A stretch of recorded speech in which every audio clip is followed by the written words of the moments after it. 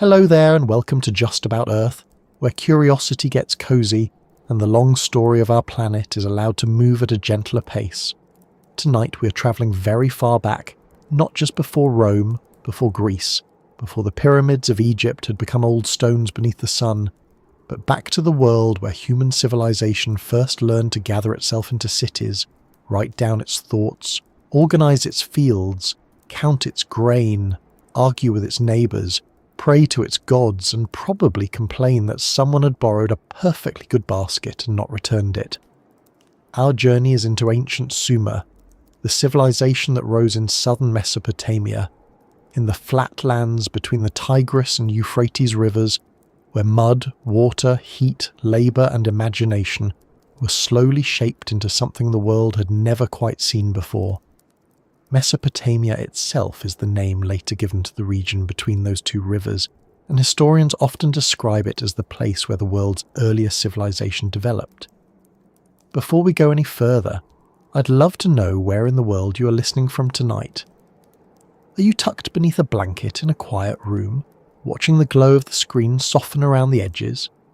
Are you listening late at night, when the house has gone still and the day has finally stopped asking things of you?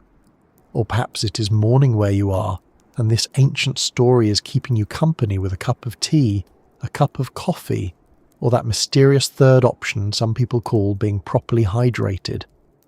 And here is a question to carry with you as we begin. When you picture the first civilization, what do you see? Do you imagine kings and temples, dusty tablets, farmers beside canals, or a crowded city where someone thousands of years ago was trying to remember how many sheep belonged to whom? It is a small question, but it opens a very large door. And if you find this quiet journey soothing, interesting, or simply a comfortable way to let your thoughts loosen after a long day, I'd be very grateful if you gave the video a like and subscribed. It helps this little corner of calm reach other curious minds who may also enjoy drifting through deep time without being startled by loud music, flashing graphics, or someone shouting about ancient plumbing as if the canals themselves had just committed a crime. We will move slowly. There is no need to rush through 6,000 years. Sumer waited a very long time for us to arrive here, and it can wait a little longer while everyone gets comfortable. So settle in. Let the present moment become a little quieter, and imagine the world before civilization had a name. Not before people, of course. Human beings had been walking, hunting, gathering, building shelters, making tools, telling stories, and watching the sky for a very long time. Long before Sumer, there were villages, rituals, trade routes, burial sites, painted caves, carved figurines, and all the signs of minds that wondered, remembered, and created. The story of civilization does not begin with a sudden spark, as if one morning someone in the ancient Near East sat up and said, "Right, today we invent paperwork." It was slower than that, much slower. It was built from ordinary needs repeated over generations until those needs became systems, and those systems became cities, and those cities became something large enough that we now call it history.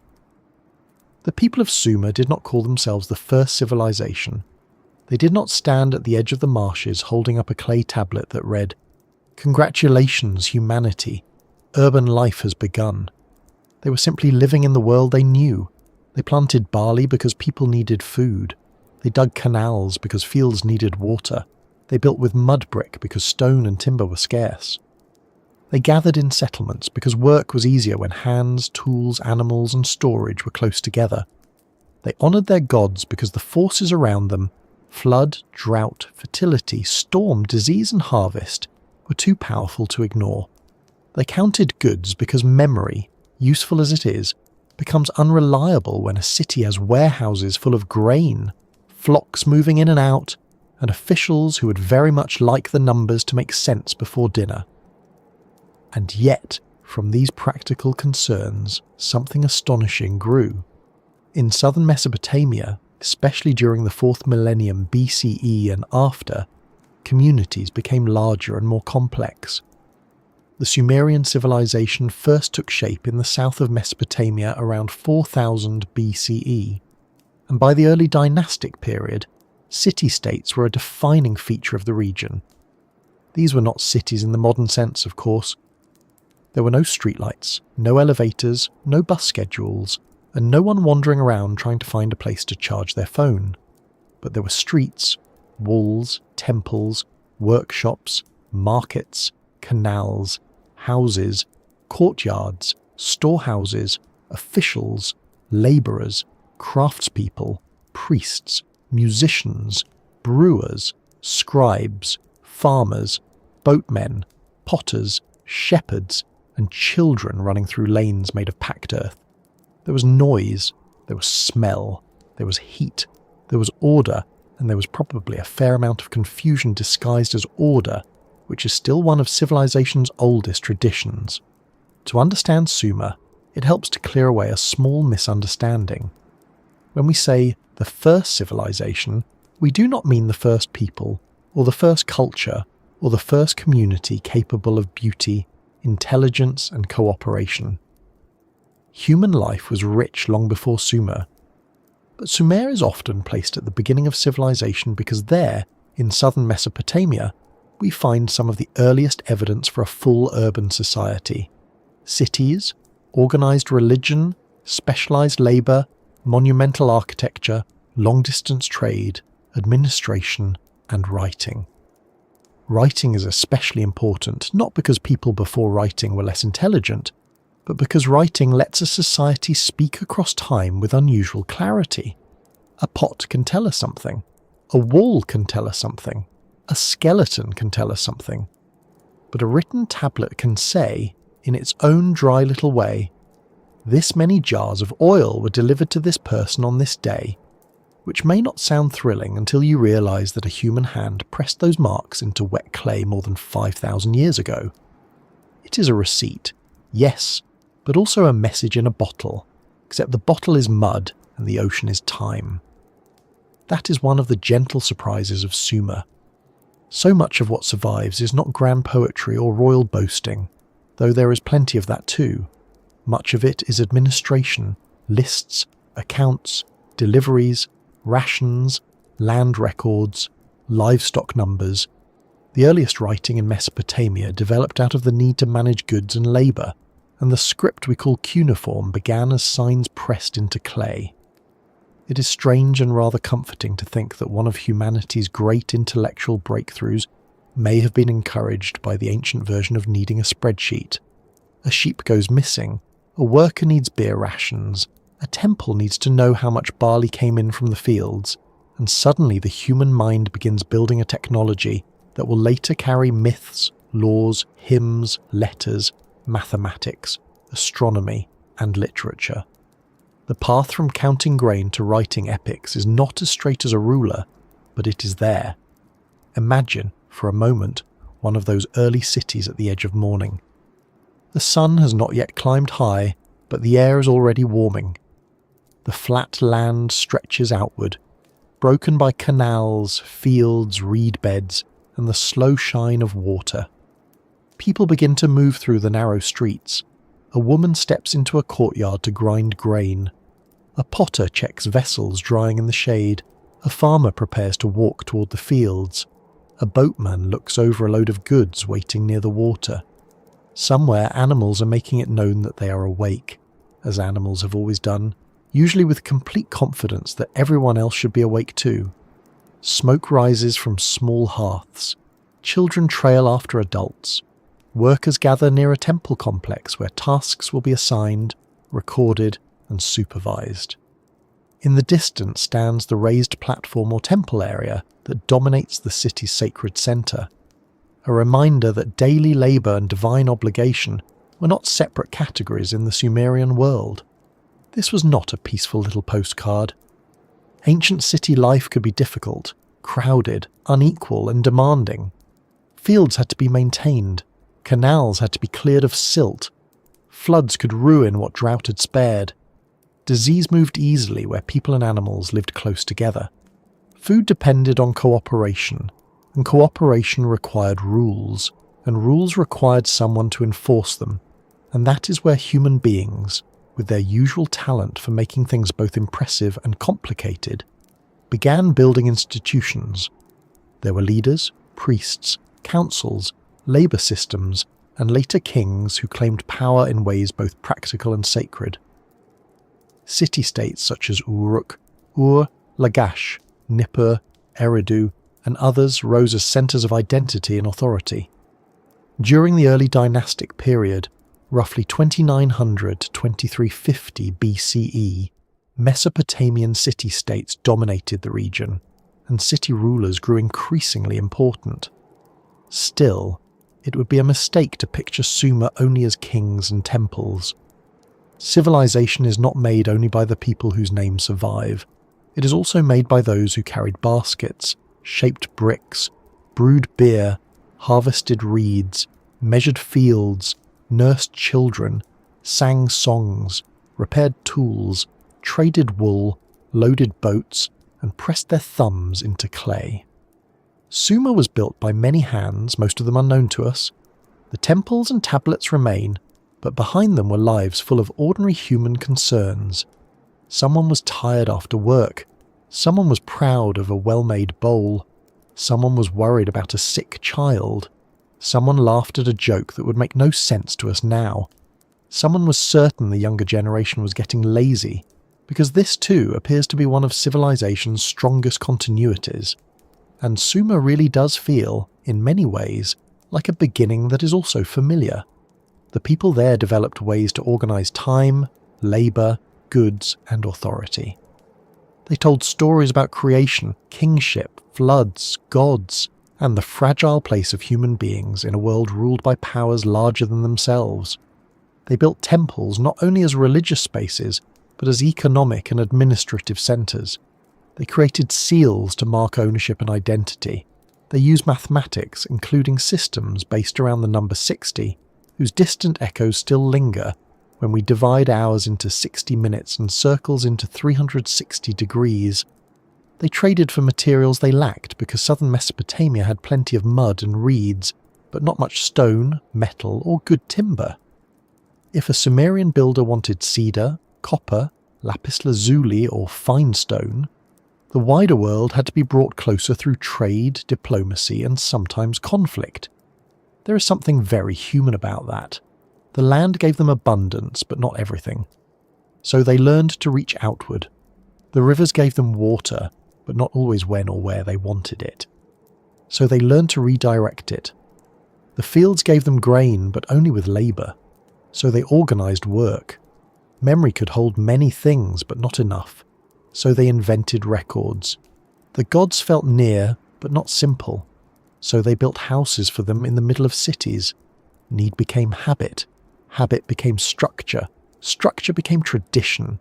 And tradition, repeated long enough, became the shape of a civilization. Of course, Sumer was not one united country in the way we might imagine today. It was a landscape of city-states, each with its own patron deity, institutions, rivalries, and ambitions. One city might rise in power, then another. Alliances shifted, conflicts broke out, kings boasted as kings tend to do, though Sumerian royal inscriptions had a particular talent for making a local dispute sound like the entire universe had been personally involved. The gods were invoked, victories were celebrated, defeats were explained. Walls were built, which is generally a sign that neighbours have stopped being relaxing. In this world, politics and religion were deeply connected. A ruler was not merely a manager of roads, grain and troops. He stood within a sacred order, responsible for justice, protection, and the favour of the divine. Yet if we step back from the lists of rulers and cities, another story appears. It is the story of humans learning how to live at scale. A small village can run on memory, kinship, and face-to-face trust. A city cannot. Once thousands of people depend on shared irrigation, stored food, temple labour, trade and defence, society needs systems that are bigger than personal acquaintance. It needs measures, records, roles, schedules, and shared beliefs. It needs someone to decide when the canal is cleared, who receives rations, which fields belong to whom, and how to settle disputes when two people insist that the same donkey is definitely theirs. The donkey, unfortunately, has left no written statement. This is why Sumer matters so much. Not because it was perfect, and certainly not because it was simple, but because it shows us one of the earliest large experiments in organised human life. In its mud brick cities, we can see many of the foundations of later civilizations: writing, law, bureaucracy, urban planning, specialised work, religious institutions, social hierarchy, literature and state power. Some of these are inspiring, some are rather exhausting. Civilization brought safety, storage, art, knowledge and cooperation, but it also brought taxes, inequality, forced labour, war and paperwork. It is a mixed inheritance, as most human inheritances are. The first cities were not paradise. They were not machines of pure progress. They were living places full of creativity and pressure, held together by water, belief, grain, and the stubborn human desire to make tomorrow a little more predictable than today. When we think of ancient Sumer, it is tempting to see only distance. Their language is no longer spoken. Their cities are ruins. Their gods are names in books. Their tablets sit in museums and archives, quiet behind glass or in carefully labelled drawers. But the distance is not complete. We still live in worlds shaped by records, cities, schedules, laws, trade, literature, schools and systems so large that no single person can fully understand them. We still depend on rivers, even when the water reaches us through pipes and reservoirs instead of canals dug by hand. We still build upward when we want to show importance. We still argue about who owns what. We still use writing to make memory official. We still invent tools to manage the complications created by our previous tools, which may be the most Sumerian thing of all. And there is comfort in remembering that civilization began with materials that were not grand at all: mud, reeds, grain, water, clay, sunlight, human hands. The first cities did not rise from marble and steel. They rose from river silt shaped into bricks and dried under a hot sky. Their records were not printed on paper or stored in clouds. They were pressed into clay, the same earth people walked on, farmed, built with, and returned to. There is a beautiful practicality in that. A city made of mud, writing on mud, fed by fields made fertile by mud, all of it held together by water that arrived from mountains far away. If civilization has a birthplace, it was not clean and shining. It was damp in places, dusty in others, busy, noisy, and probably very hard on sandals. So tonight, as we begin this journey into Sumer, we're not just looking for the first kings, the first cities, or the first written signs. We are listening for the moment when human life became dense enough to leave a new kind of trace. We are watching villages grow into urban centres, work become administration, memory become writing, worship become architecture, and local needs become lasting institutions. We are approaching a world where the old rhythms of farming and herding met the new demands of city life, and where people began to live inside systems that would outlast them. Picture the two rivers now, the Tigris and the Euphrates, not as lines on a map, but as moving forces across a wide open land. They begin far to the north, fed by mountains, then travel down through plains toward the Persian Gulf. In the south, where Sumer would rise, the land was flat and demanding. Too little rain fell for easy farming, but the rivers carried water that could be guided into fields. This was both a gift and a challenge. A river does not politely arrive in a bucket at the edge of each barley field. It floods, shifts, deposits silt, withdraws, and sometimes behaves like a guest who is helpful only after a great deal of supervision. To farm this land well, people had to cooperate. They had to dig, clear, maintain, measure, and plan. And once people begin planning water together, they are already doing something larger than farming. They are building society. That is where we will go next, into the land itself, because Sumer cannot be understood apart from the rivers, marshes, heat, soil, and sky that shaped it. Before the cities became famous, before writing scratched its first lasting marks into clay, before kings carved their victories and priests climbed temple platforms, there was the landscape. There was southern Mesopotamia, low and bright beneath the sun, with its canals, reeds, mud flats, fields and waterways, waiting for human beings to do what human beings so often do when faced with difficulty and possibility at the same time: settle in, make a plan, and slowly turn a demanding place into a home. To understand how Sumer came into being, it helps to begin not with kings, temples, or writing, but with water. Not the calm, decorative kind of water one might place beside a garden path, politely trickling over stones and asking nothing of anyone, but river water, unpredictable water, life-giving water, inconvenient water. The sort of water that arrives when it wishes, leaves when it wishes, and expects entire communities to organise themselves around its moods. In southern Mesopotamia, between the Tigris and the Euphrates, water was the difference between an empty plain and a field of barley, between scattered settlements and crowded towns, between hunger and storage jars full enough to make planning possible. The land that became Sumer was not an easy paradise waiting for people to move in and become civilized. It was a demanding place, flat, hot, often dry, sometimes marshy, rich in possibility but rather poor in patience. The Tigris and Euphrates begin far away from the southern plains, rising in the highlands to the north and west, fed by rain and melting snow. By the time they reach the lower lands of Mesopotamia, they have already travelled a long way, carrying silt, minerals, stories of distant mountains, and, unfortunately, no clear written instructions for how they intend to behave that year. Unlike the Nile in Egypt, whose floods were more regular and easier to predict, the rivers of Mesopotamia could be more troublesome.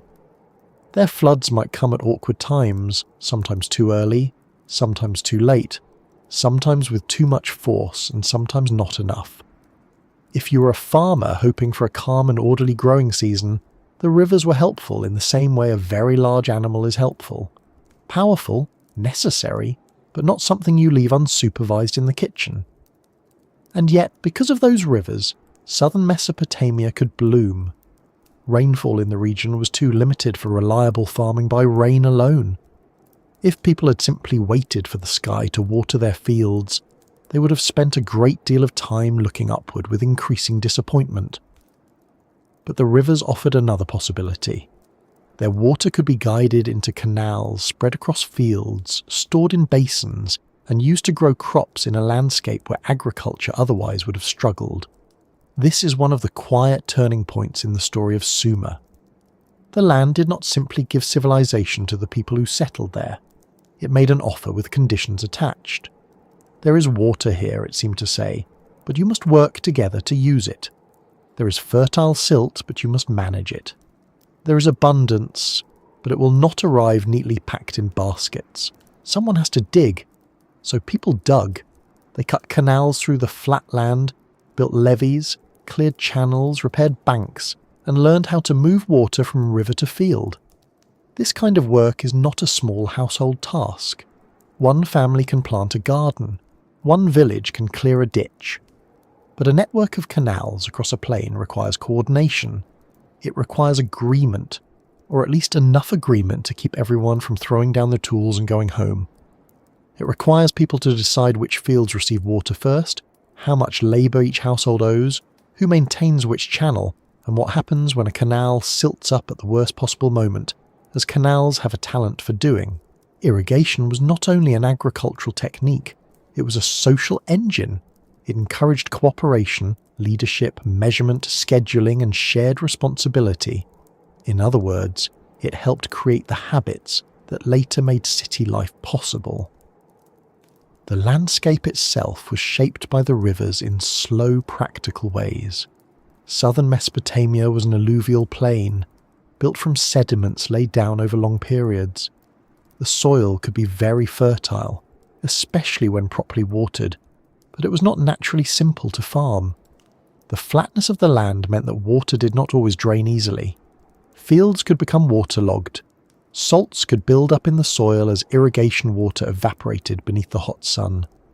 Over time, this salinization could reduce crop yields and force farmers to adjust what they grew. Barley, which tolerates salt better than wheat, became especially important. It is not difficult to imagine ancient farmers discovering season by season that the land had opinions. Wheat may have seemed like a fine idea until the soil, with quiet stubbornness, said, perhaps barley would be wiser. Barley became one of the great foundations of Sumerian life. It was food, but also much more than food. It could be stored, measured, distributed, used in rations, made into beer, and recorded in accounts. A field of barley was not just a field, it was future bread, future drink, future wages, future offerings, future trade, and future arguments about whether the numbers had been recorded correctly. In the world that became Sumer, agriculture produced surpluses, and surplus changed everything. When a community grows only enough to survive from one season to the next, life remains close to the soil in a very immediate way. But when fields produce more than is needed for daily survival, some people can spend their time doing other things. They can become potters, builders, weavers, metalworkers, administrators, priests, merchants, soldiers, and scribes. This does not happen all at once, and it certainly does not happen because someone writes specialized labor on a clay tablet and everyone nods politely. It happens because stored food creates room for complexity. The rivers also gave Sumer movement. In a land where heavy materials were difficult to transport over dry ground, waterways became roads. Boats could carry grain, reeds, fish, wool, timber, stone, metals, and people. The Tigris, the Euphrates, and the smaller canals connecting fields and settlements formed a watery network that tied the region together. It is easy to picture a boatman pushing off from a bank in the early morning, the water dull silver under the first light, cargo stacked low, reeds brushing against the sides, birds calling from the marshes. Perhaps he carried jars, bundles of wool, baskets of dates, or sacks of grain.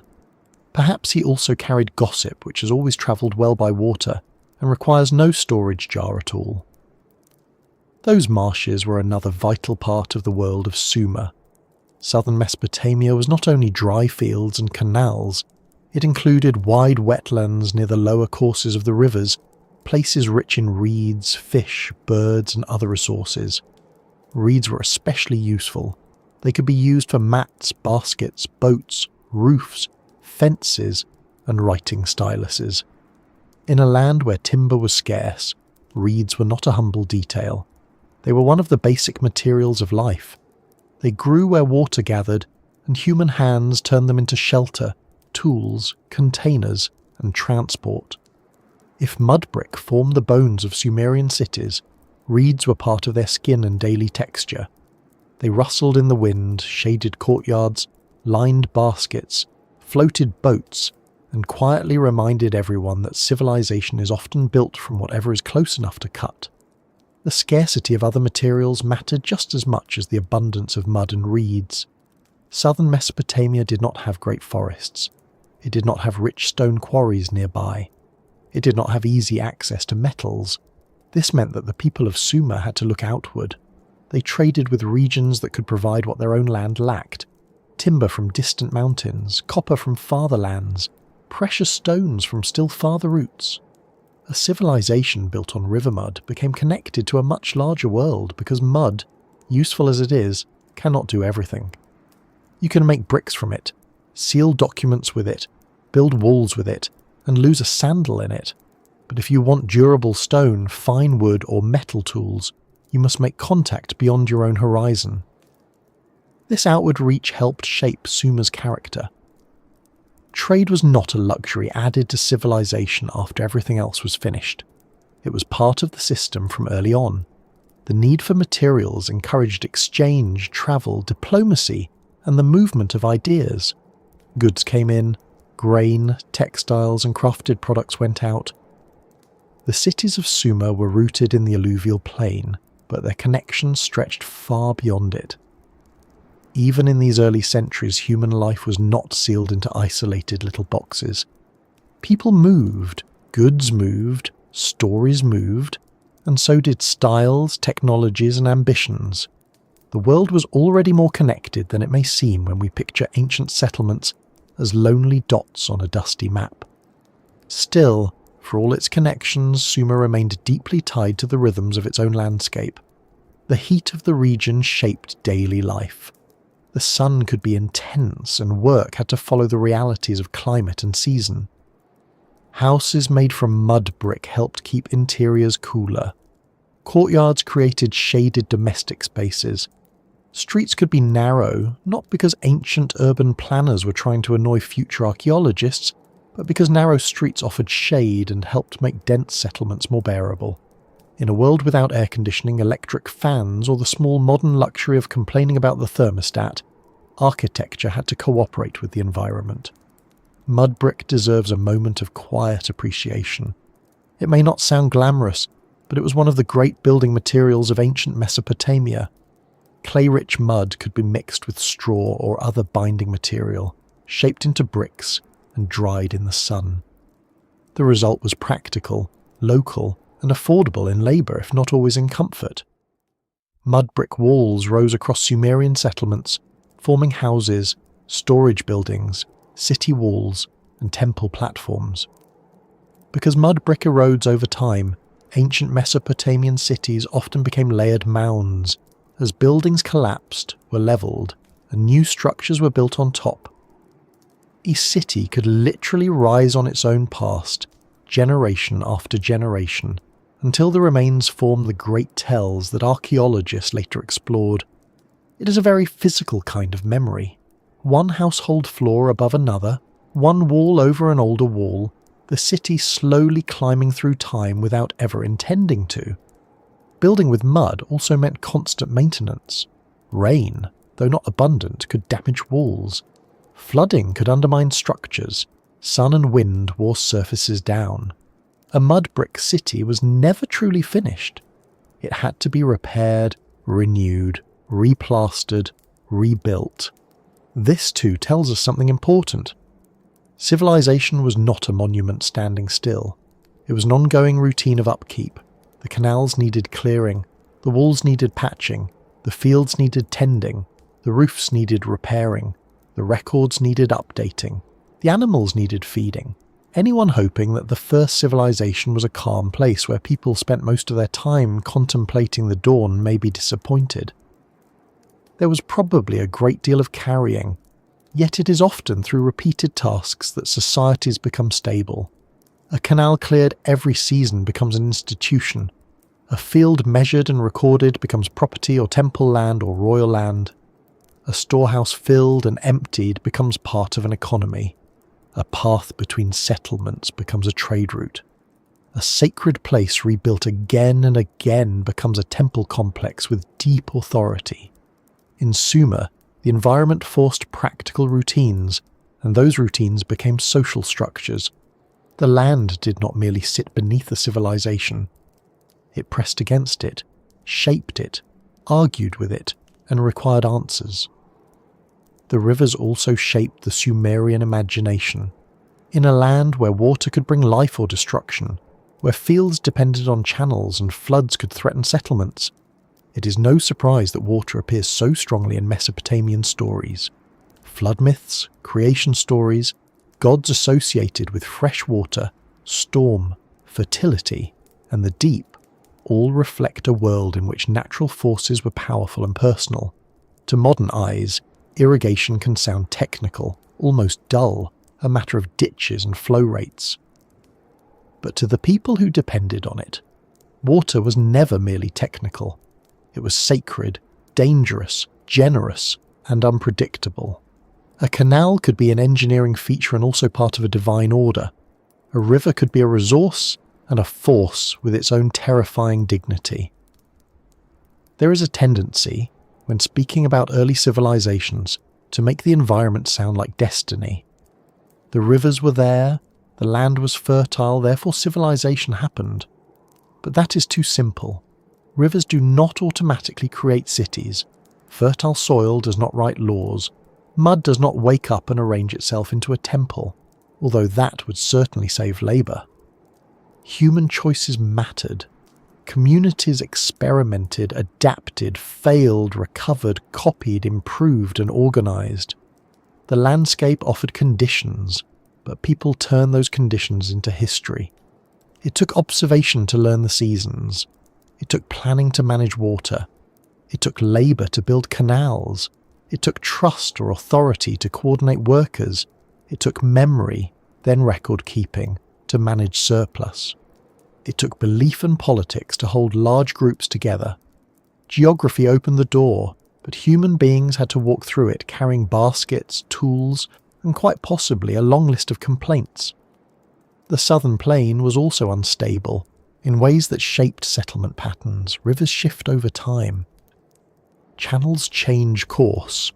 Areas that once had easy water access may become less favourable, while other areas gain importance.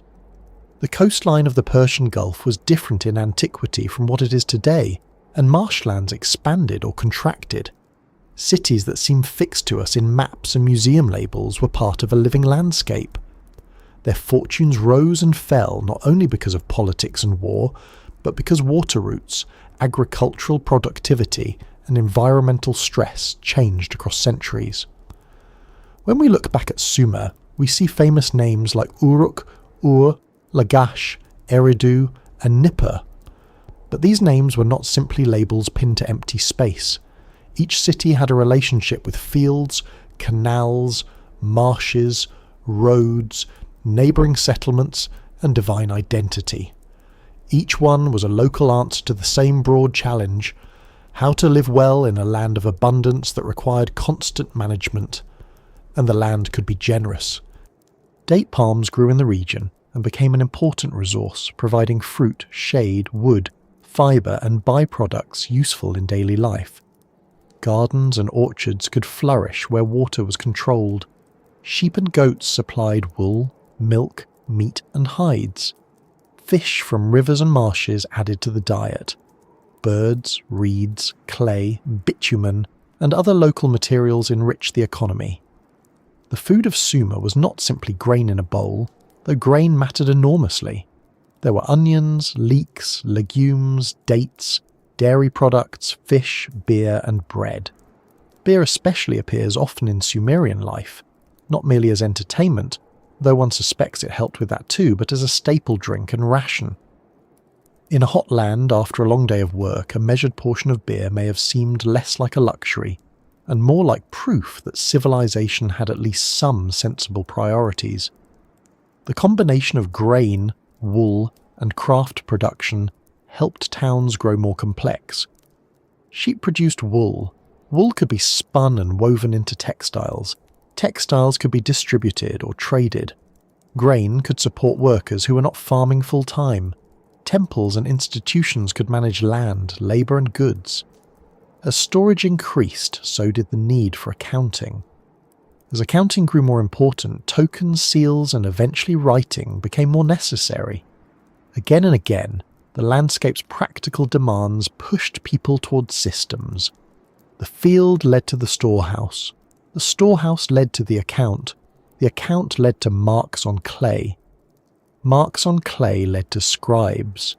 Scribes led, after much development, to literature, scholarship, and the peculiar human ability to make bureaucracy accidentally immortal. Before writing fully developed, people in Mesopotamia used clay tokens and sealings to track goods. This tells us that the desire to count and verify was already present before script emerged. Imagine a world where trust matters, but memory is not enough. A shepherd brings animals, a worker receives grain, a temple stores oil, a merchant sends goods downstream. Someone must know what happened. Someone must be able to say, later, no, there were 12 jars, not 10, and yes, I have the clay to prove it. It is easy to smile at ancient bookkeeping, but these practices are among the roots of organised society. Counting is not just arithmetic, It is power, obligation, fairness, and control. It is how a community turns fleeting events into durable claims. In this sense, the rivers did more than water fields. They helped create a world where precision mattered. The flow of water had to be timed. The boundaries of fields had to be known. The amount of grain harvested had to be measured. The labour owed to a project had to be counted. The movement of goods had to be tracked. A civilization cannot grow very large if everything depends on someone saying, "I'm fairly sure there was a lot of barley." A lot is a useful word at breakfast perhaps, but less helpful when organising temple rations for hundreds of workers. The land between the rivers encouraged people to measure reality more carefully.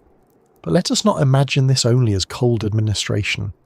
The same environment that demanded calculation also created beauty in ritual. The flat horizon, the sudden green of irrigated fields, the shimmer of canals, the cries of birds in the wetlands, the enormous sky over low mud brick buildings, all of these formed the sensory world of Sumer. People did not live in diagrams. They lived in weather, smell, touch, sound, hunger, fatigue, relief, fear, and celebration. A successful harvest was not a statistic. It was food in storage, children fed, offerings made, workers paid, debts settled, festivals prepared. A canal was not only infrastructure, it was the difference between anxiety and hope. A river in flood was not only hydrology. It was danger moving through the landscape with brown water and floating debris. Some of the earliest large settlements in southern Mesopotamia, especially places like Uruk, grew out of this world of irrigation, trade, agriculture, and temple-centered organization. Uruk in particular became one of the largest and most influential urban centers of early Mesopotamia. But before any city could become large, the land had to support it. Food had to flow inward. Goods had to circulate. Labour had to be organised. Water had to be managed. The city was not separate from the countryside. It depended on villages, fields, canals, herds and marshes. Urban life may feel concentrated within walls and streets, but its roots stretch outward into the land around it. Every loaf of bread in the city began somewhere in a field. Every basket of reeds began in wetlands. Every brick began as mud. Every impressive temple platform was, at some point, a great many people making and carrying a great many bricks, which is less glamorous than divine architecture but much closer to the truth. The relationship between city and countryside also created hierarchy. Those who controlled land, water, storage and records gained influence. Temples and later palaces became centres of economic as well as religious power. The environment made cooperation necessary, but cooperation can take many forms. It can be mutual and local, or it can become organised through authority. In Sumer, both were probably true at different scales and times. Large irrigation works and urban institutions required coordination, and coordination often brought in equality. Some people planned and recorded, others dug and carried, some received offerings, others delivered them. Some names were carved into history, others disappeared into the work that made history possible. And yet, the people who worked the land were not simply background figures. They were the foundation. The first civilization was not created by ideas floating above the earth. It grew from hands in soil, feet on canal banks, shoulders under loads, eyes watching water levels, and minds remembering when the last flood came. This is why the geography of Sumer is not a decorative opening to the real story. It is the real story, or at least its beginning. Without the rivers, no Sumer as we know it. Without the dry land needing irrigation, no same pressure toward collective water management. Without the fertile silt, no agricultural surplus. Without the lack of stone and timber, no same long-distance trade networks. Without mud and reeds, no same architecture, boats, baskets, tablets and daily tools. The land did not explain everything, but it entered everything. If we could stand there thousands of years ago, perhaps on the edge of a canal near a growing town, we might not immediately think, This is the dawn of civilization. We might simply notice the heat, the insects, the smell of wet earth, the voices of workers, the movement of animals, the creak of a boat, the shape of a temple rising in the distance, and the endless practical activity of people trying to make a living. History rarely feels historic while it is happening. It feels like work, weather, hunger, family, obligation, and the hope that the next season will be kind. The people of Sumer did not live in our category of first civilization. They lived in houses, fields, courtyards, boats, workshops, and temple precincts. They knew the mud beneath their feet and the water in their canals long before they could have imagined their world becoming a beginning in someone else's story. Over time, those practical worlds grew denser, settlements expanded, temples became more monumental. Canals linked communities, trade routes lengthened, fields fed more people, officials counted more goods, social roles multiplied. Mud brick buildings pressed closer together, and streets curved between them like narrow channels of human movement. The land between the Tigris and Euphrates had done its slow work. It had forced cooperation, rewarded planning, punished neglect, and offered enough abundance to support something new. Not sudden, not simple, and certainly not tidy, but new all the same. And so the story moves from landscape into settlement, from water management into urban life, from scattered communities into the first great cities. The rivers remain in the background, still flowing, still shifting, still giving and taking away. But now, along their canals and fields, mud bricks begin to rise higher. Storehouses fill, temple platforms grow, workshops hum with specialized labor. The first cities of Sumer take shape not as accidents and not as miracles, but as the result of countless ordinary acts repeated across generations, until the flat land between two rivers became one of the most important homes humanity had ever made. As the people of southern Mesopotamia learned to live with the rivers, their world began to change in a way that was quiet at first, then impossible to miss. A ditch became a canal. A cluster of houses became a village. A village grew into a town. A town gathered walls, workshops, storage rooms, temples and streets, until eventually it became something new enough that we still pause over it today. A city. Not a modern city, of course, with traffic lights, apartment blocks, delivery scooters, and someone drilling mysteriously in a nearby building at exactly the wrong hour. These were cities of mud brick and reed, of courtyards and canals, of animals in lanes, grain in storerooms, smoke from hearths, and temple platforms rising above the flat land. But they were cities all the same, dense places where thousands of people lived close together and depended on systems larger than any one household could manage. The first cities of Sumer did not appear because people suddenly decided that urban life sounded fashionable. They grew because the land, the water, and human ambition kept pushing communities toward greater organization. Farming in southern Mesopotamia could produce a great deal, but only if irrigation worked. Irrigation worked only if canals were dug and maintained. Canals were useful only if people cooperated across households and seasons. Once that cooperation became regular, it created new roles. Someone had to plan. Someone had to supervise. Someone had to record. Someone had to decide where the water went, when the banks needed repair, and how many workers should be sent to clear the silt before it caused trouble. Silt, like paperwork, has a way of accumulating when ignored. A canal may sound simple, but in Sumer it was one of the great tools of civilization. It carried river water into fields that would otherwise have been too dry for reliable crops. It connected settlements and allowed boats to move goods. It marked boundaries, shaped the placement of fields, and tied people into shared schedules. A canal was not merely a line of water. It was a promise that people would return to it again and again, season after season, with shovels, baskets, and probably a certain amount of tired conversation. If a canal broke, everyone nearby felt the consequences. If it silted up, fields suffered. If too much water flowed into one area and too little into another, disputes followed. So the management of water became the management of people, and the management of people became one of the foundations of the city. The work itself would have been heavy. Canal digging required bodies, tools, planning, and food for the labourers. Imagine a line of workers under the hot Mesopotamian sun, cutting into the earth, lifting mud, carrying baskets, strengthening banks, and clearing channels that the river would try to reshape in its own way. There were no machines, no engines, no convenient button marked irrigate. The landscape was altered by human muscle and repeated effort.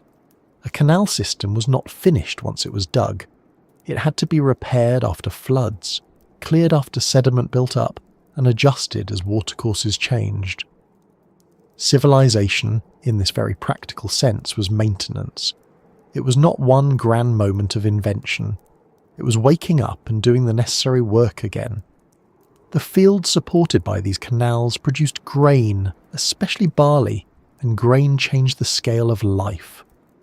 Barley could be harvested, dried, stored, measured, and redistributed.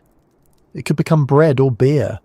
It could feed workers who were building walls, making bricks, weaving textiles, shaping pottery, or serving temples.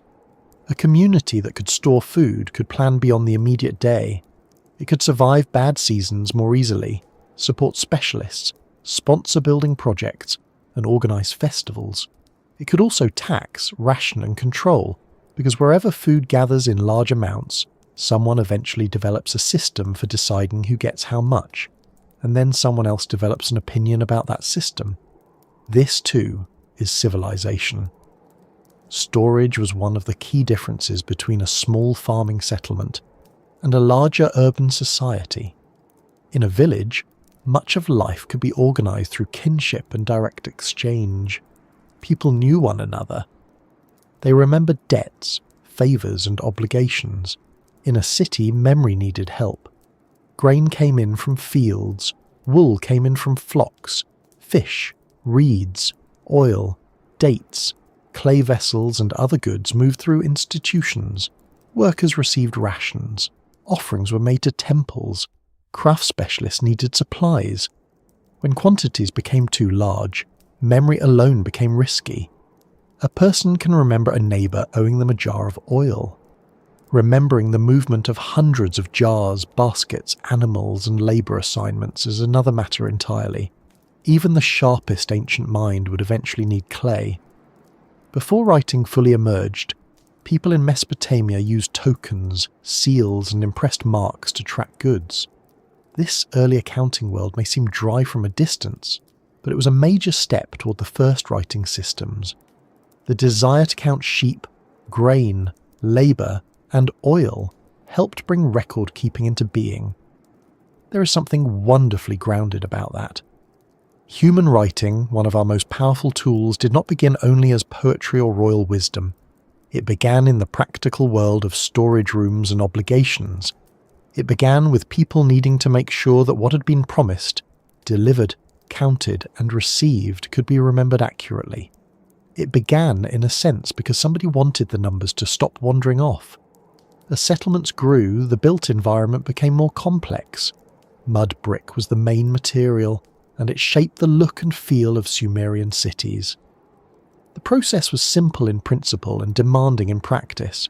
Mud was mixed with straw or chaff, shaped in moulds, and dried in the sun. These bricks could then be stacked into walls, houses, platforms, and public buildings. In a land without abundant stone or timber, mud brick was not a poor substitute. It was the material that made urban life possible. It came from the earth nearby, required no quarrying from distant mountains, and could be produced in enormous quantities. Of course, it also wore down, cracked, and eroded, which meant buildings needed regular repair. A Sumerian city was never frozen in place. It was always being patched, rebuilt, resurfaced, and raised again from its own material. Think of the labour behind a single large building.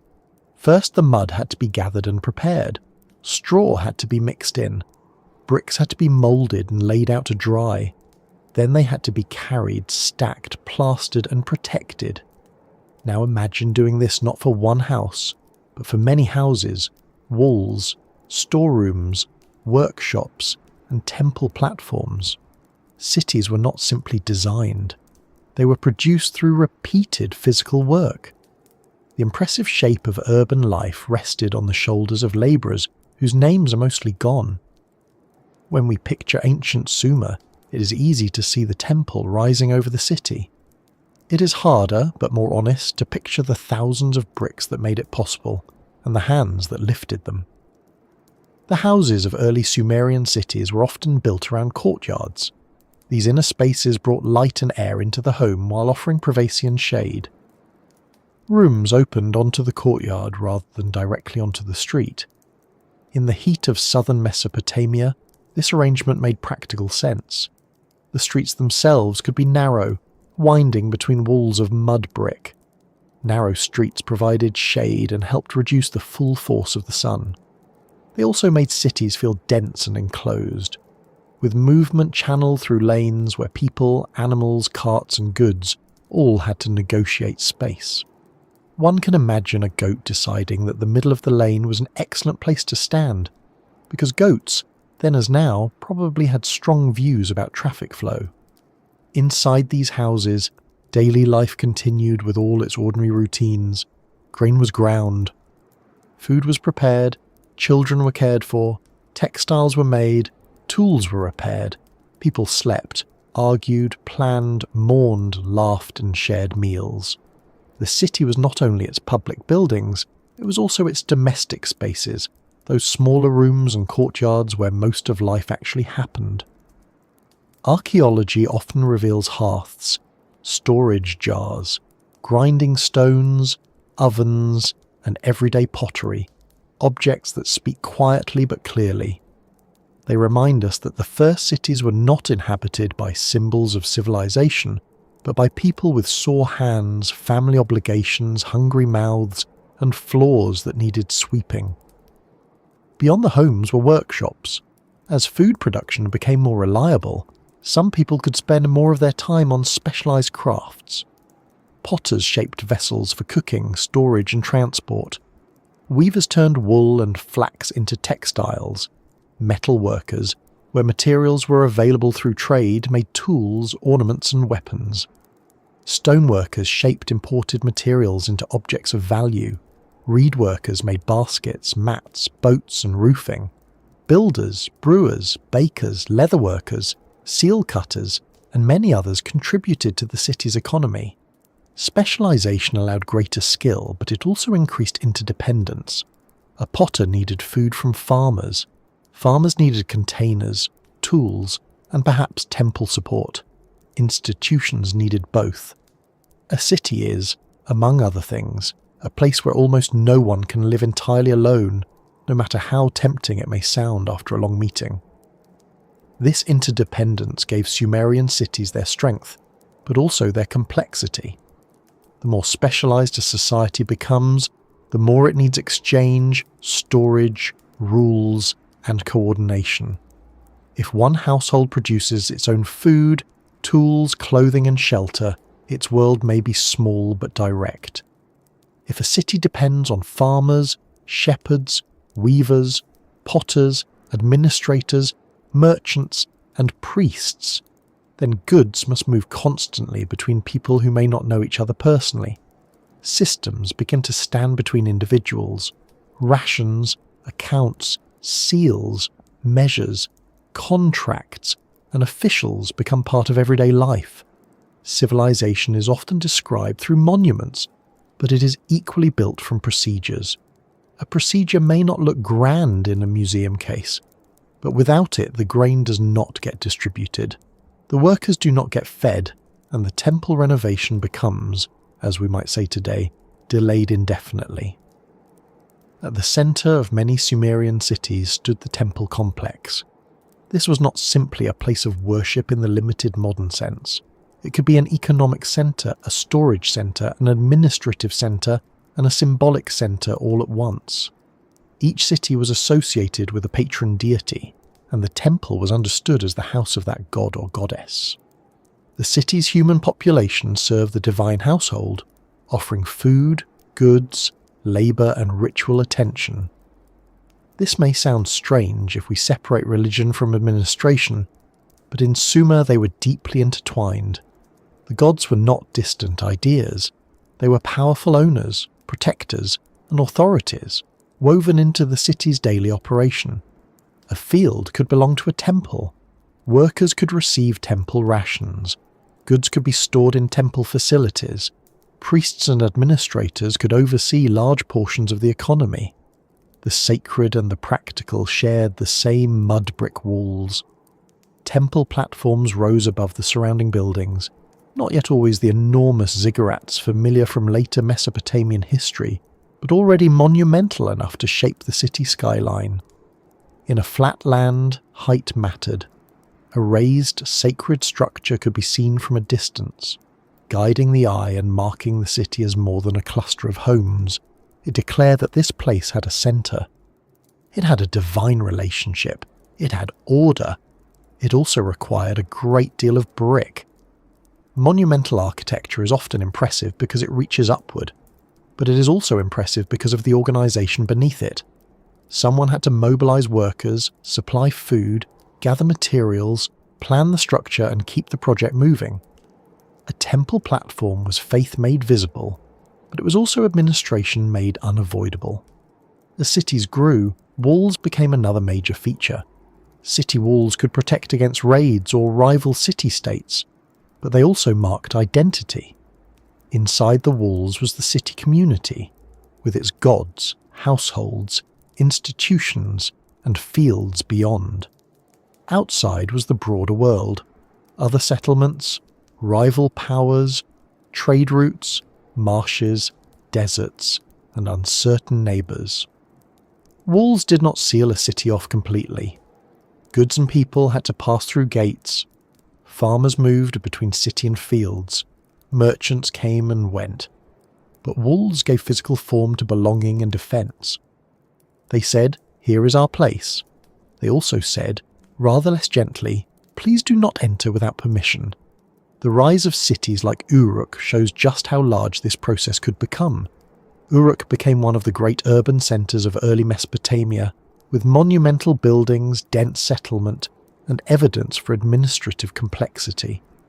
It was not alone, but it stands out as one of the clearest examples of early urban development.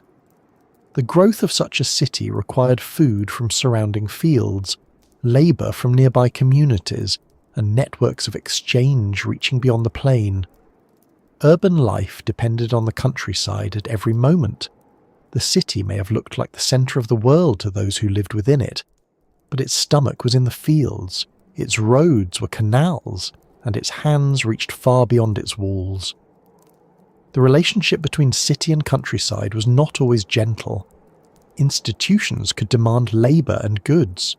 Farmers might owe part of their harvest. Workers might be assigned to public projects. Herds and fields could be controlled by temple or elite households. The same organisation that allowed canals to function and buildings to rise could also create inequality. Some people gained authority over land, records and labour. Others worked under obligation. This is one of the difficult truths about early civilization. It created cooperation on a larger scale, but not always fairness. It produced beauty, writing, law and art, but also hierarchy, coercion and dependence. The first cities were not simply happy inventions. They were powerful arrangements, useful and burdensome at the same time. Even so, people continued to come together in them. Cities offered protection, opportunity, ritual life, work, trade and access to resources. They became places where ideas moved quickly, because people lived close together. A craft technique could spread from one workshop to another. A religious festival could gather large crowds. A story could be repeated, changed and preserved. A new administrative method could be copied. Children growing up in the city would know a world of streets, walls, courtyards, markets, temples and constant activity. For them, urban life was not an invention. It was home. Imagine walking through such a city near midday when the sun is high and shade matters. The walls are pale with plaster or the colour of dried earth. The air smells of dust, animals, bread, smoke, and river mud. Somewhere nearby, grain is being ground with a steady scrape. A potter turns a vessel. A child calls out. A donkey complains with the confidence of a creature certain that civilization has been arranged badly. Workers pass with baskets. A scribe or administrator sits with clay marking quantities. Near the temple, people bring offerings or goods. In a courtyard, someone pours beer into a vessel. A merchant talks too long about the quality of imported timber. It is not silent. It is not mystical in the way we sometimes imagine the ancient world. It is busy, physical, social, and full of things that need doing. The canals outside and sometimes through the city kept that life connected. Boats brought goods from nearby fields or farther settlements. Water moved where it was needed, though never without effort. Canal banks became paths of labour and movement. The pattern of waterways shaped the pattern of settlement. In a flat landscape, the placement of water could decide where people lived, where fields were planted and which cities prospered. Over generations, people reshaped the land, and the reshaped land guided them in return. That back-and-forth relationship is at the heart of Sumer. Humans changed the environment, then had to live with the consequences of those changes. A canal solved one problem and created maintenance. Irrigation increased yields and contributed to salt buildup. Storage created security and administration. Urban density created opportunity and disease. Every answer came with another question quietly attached. This is why the emergence of civilization was not a simple step upward, like climbing from one rung to another. It was more like weaving, agriculture, irrigation, storage, labour, trade, religion, craft specialization, and record-keeping all tightened around one another. Pull one thread, and the others moved. A larger harvest required more storage required accounting encouraged writing strengthened administration could organise labour could build canals and temples, canals supported larger harvests. And so the pattern continued, not perfectly, not peacefully, but strongly enough to create a new form of human society. The people of Sumer did not leave us a single explanation of how they built the first cities, because no one living through such a change experiences it as a neat process. They saw decisions, obligations, seasons, projects, repairs, births, deaths, festivals, disputes and harvests. They saw one building finished and another begun. They saw children become workers and workers become elders. They saw rulers rise and fall, canals shift, temples expand, and city names gather reputation. What we call urbanization was, for them, simply life becoming more crowded, more organized, more demanding, and perhaps more full of possibility. Over time, the city became not just a place to live, but a way to understand the world. The city had a divine owner, a patron god or goddess. It had boundaries, rituals, officials, festivals, storage systems, and memories. People could identify themselves through it. They could say, in effect, we are the people of this place, protected by this deity, fed by these fields, organised around this temple, surrounded by these walls. That identity mattered in a region of competing city-states. Sumer was not one unified nation. It was a world of cities, each with its own pride and sacred centre, sometimes cooperating, often competing, and occasionally fighting in ways that suggest urban life did not make human beings automatically calmer. The first cities also changed time itself for their inhabitants. Not time in the cosmic sense, but daily time. Rural life follows seasons, daylight, animals, planting and harvest. City life adds schedules of labour, rations, markets, rituals, construction projects and administrative deadlines. The temple calendar shaped festivals and offerings. Canal maintenance had seasonal urgency. harvest storage required coordination.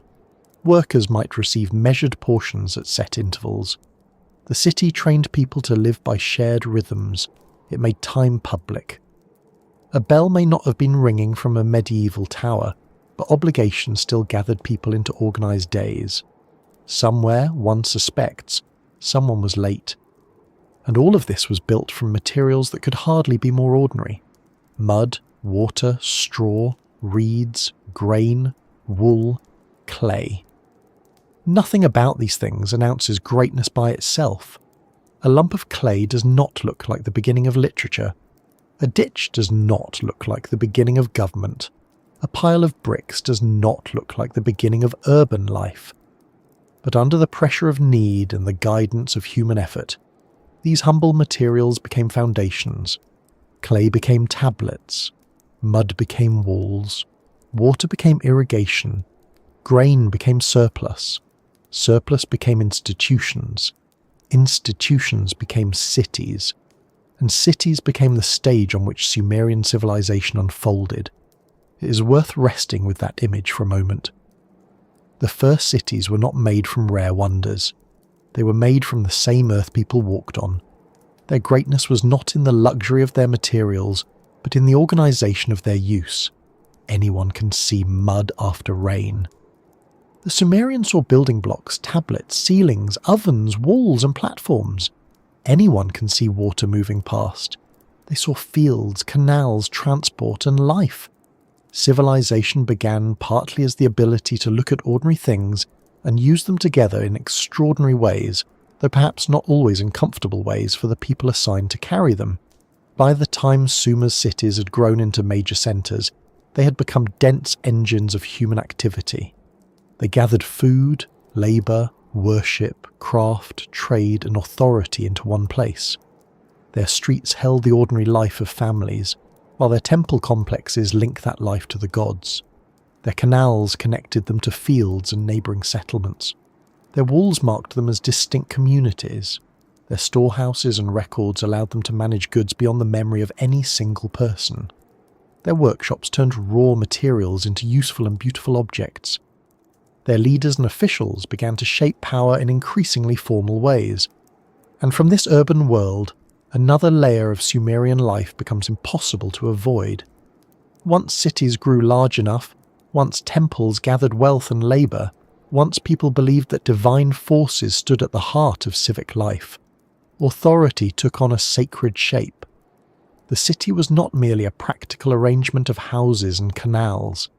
It was a household of the gods, watched over by powers who needed service, offerings, music, food, ritual and human attention. In the raised temple precincts and the busy spaces around them, priests, administrators, and eventually kings stood between the people, the land, and the divine order that gave the city meaning.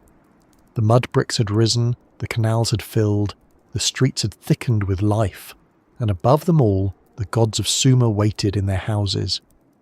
In a Sumerian city, the tallest structure was not usually a palace, a military tower, or the house of the wealthiest family. It was the temple. More precisely, it was the sacred complex at the city's heart, raised above the streets, supplied with goods, staffed by priests and workers, and treated as the earthly home of a god or goddess. If you were walking through a Sumerian city in the heat of the day, past courtyard houses, storerooms, workshops, animals, ovens, jars and narrow lanes, your eyes would eventually rise toward that sacred centre. It would remind you that the city was not only a place where human beings lived, it was a place watched, owned, protected, and judged by powers much greater than human beings, powers who expected proper service and, one assumes, were not especially impressed by excuses about late barley deliveries. To understand Sumerian life, we have to understand that religion was not a separate corner of society. It was not something people visited once in a while and then left behind at the door. The gods were woven into farming, kingship, trade, law, birth, death, illness, weather, war, and the daily distribution of food. A temple was a religious place, but it was also an economic institution. It could own fields, employ workers, receive offerings, store grain, manage herds, sponsor craft production, and organize festivals. The divine household needed to be fed, clothed, honored, sung to, and served. That may sound unusual from the modern point of view, but to the Sumerians it made sense. If the gods ruled the forces that made life possible, then caring for the gods was not decoration. It was survival. Each major city had its patron deity. Uruk was associated especially with Inanna, goddess of love, war, power, and fierce unpredictability, the sort of divine personality one would probably not want to offend before breakfast. Nippur was the sacred city of Enlil, a powerful god connected with authority and the air or wind. Eridu was linked with Enki, god of wisdom, fresh water, craft, and cleverness. Was associated with Nanna, the moon god. These gods were not vague symbols. They had names, temples, families, personalities, myths, and needs. They could favour a city or abandon it. They could grant kingship or remove it. They could bring fertility, protection, and order, or allow disaster, defeat, and famine. A city's identity was tied to its divine patron, and the temple stood as the visible centre of that relationship. Inside the temple complex, daily rituals gave structure to divine service. Statues of the gods were treated not merely as images, but as inhabited presences. They could be washed, clothed, adorned, fed, and placed in ritual settings. Food offerings might be presented as if to a great lord, because in the Sumerian mind the god was the true lord of the city. The divine household had kitchens, storerooms, personnel, and wealth. Animals might be sacrificed. Bread, beer, oil, dates, and other goods could be offered. Music and hymns helped maintain the proper relationship between humans and the divine. The gods may not have eaten in the simple physical way humans did, but the offerings mattered because ritual order mattered. It was one way of keeping the world aligned. For ordinary people, this meant that the temple was always present in the background of life. A farmer might work fields belonging to a temple. A craftsperson might produce goods under temple supervision. A labourer might receive rations from temple stores. A festival might draw people into the streets. A family might bring offerings in hope, gratitude, or anxiety. If illness came, if a child was born, if the fields failed, if omens looked troubling, the gods were involved. The Sumerian world was filled with divine attention. That may sound comforting, but it also meant that life carried constant obligation. To be seen by the gods was not only to be protected, it was also to be responsible. The temple's importance helps explain why priests held such influence. Priests were not simply quiet religious figures tucked away in corners, murmuring sacred words over incense. They were managers of ritual, property, labour, and knowledge.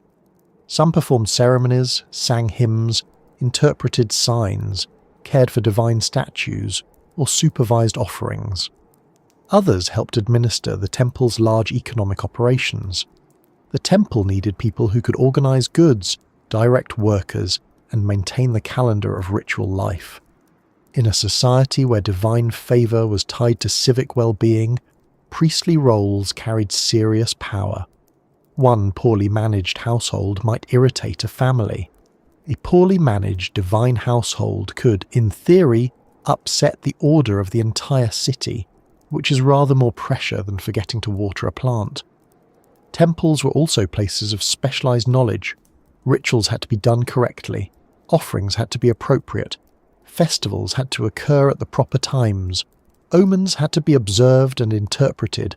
The movement of heavenly bodies, the behaviour of animals, unusual births, dreams, storms and other events could all be treated as meaningful signs.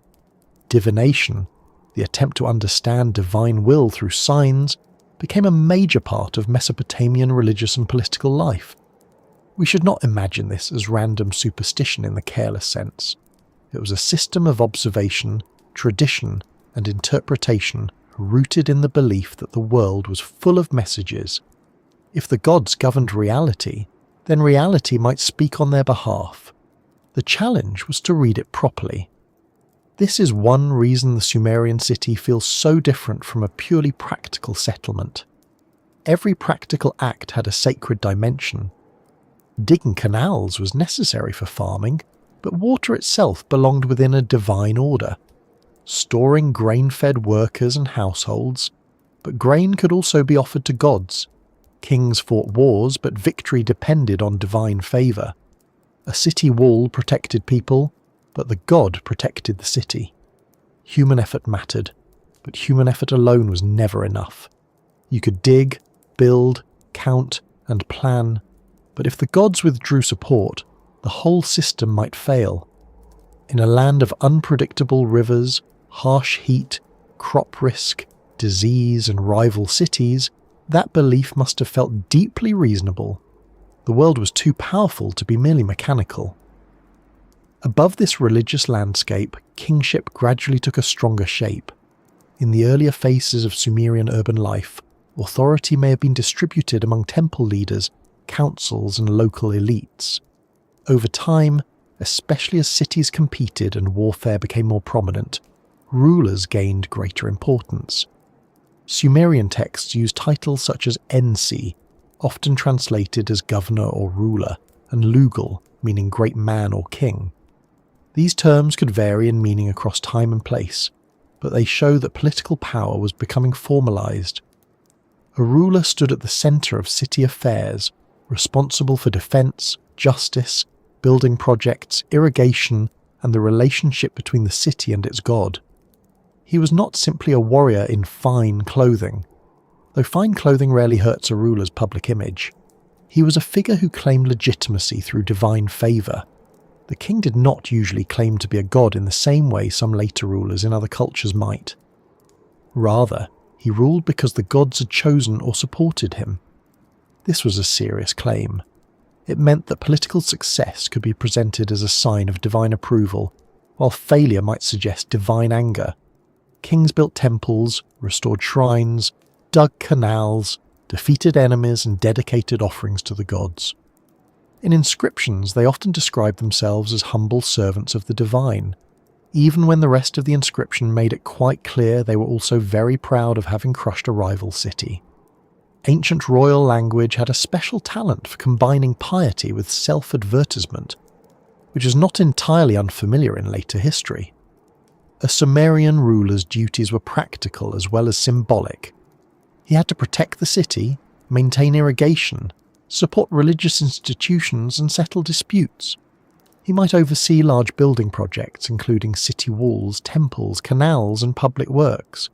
Such projects required labour, resources, and administration. The king's power depended on his ability to mobilise people and goods. In a world of competing city-states, military leadership became especially important. Cities fought over land, water rights, trade routes, prestige, and divine claims. A canal that brought life to one city's fields might be a source of conflict with a neighbour. If two cities depended on the same water system, disagreement could move from argument to battle with depressing efficiency. This competition helped strengthen kingship. When threats grew, cities needed leaders who could organise defence and command armies. The title Lugal may have become especially associated with this more military and royal form of authority. Over time, rulers celebrated their victories through monuments and inscriptions. They presented themselves as chosen by the gods to bring order against chaos, justice against wrongdoing, and victory against enemies. Of course, the enemy city probably had its own version of the story, in which its patron god was deeply misunderstood and its defeat was temporary, unfair, or caused by someone else's terrible leadership. History is often a conversation between competing boasts, and archaeology has the difficult job of sorting through the fragments. Beneath kings and priests, society was layered. There were elite families, administrators, scribes, merchants, craft specialists, farmers, labourers, servants, and enslaved people. Women could hold important roles in some religious and economic contexts, including as priestesses, weavers, property holders, and participants in trade and household management, though society was strongly patriarchal in many ways. The temple and palace households employed large numbers of people. Some workers received rations of barley, oil, wool, or beer. These rations were not simply wages in the modern sense, but they functioned as regular distributions that tied workers to institutions. If you were part of a large temple or palace economy, your labour, food, and identity might be shaped by that system. The phrase palace economy belongs more strongly to later developments, but already in Sumer we can see large institutions gathering and distributing resources. Temples were powerful from early on, and palaces became increasingly important as kingship developed. These institutions did not replace household life. Family still mattered enormously. But temple and palace households operated at a scale far beyond ordinary homes. They controlled land, herds, workshops, storerooms, and labour forces. They could sponsor craft production, organise trade, and maintain records. In this world, power was not only about weapons or titles, it was also about access to grain stores, herds, land assignments, scribes, and seals. A person who controlled records controlled memory, and memory, once official, has a way of becoming authority. Ziggurats, the great stepped temple towers associated with Mesopotamia, are among the most famous images of this world. Though many of the best-known examples are later than the earlier Sumerian urban phases, still, the idea behind them grew from the same sacred tradition of raised temple platforms. In the flat Mesopotamian plain, a high temple structure created a visible link between earth and heaven. It lifted the god's house above the level of ordinary life.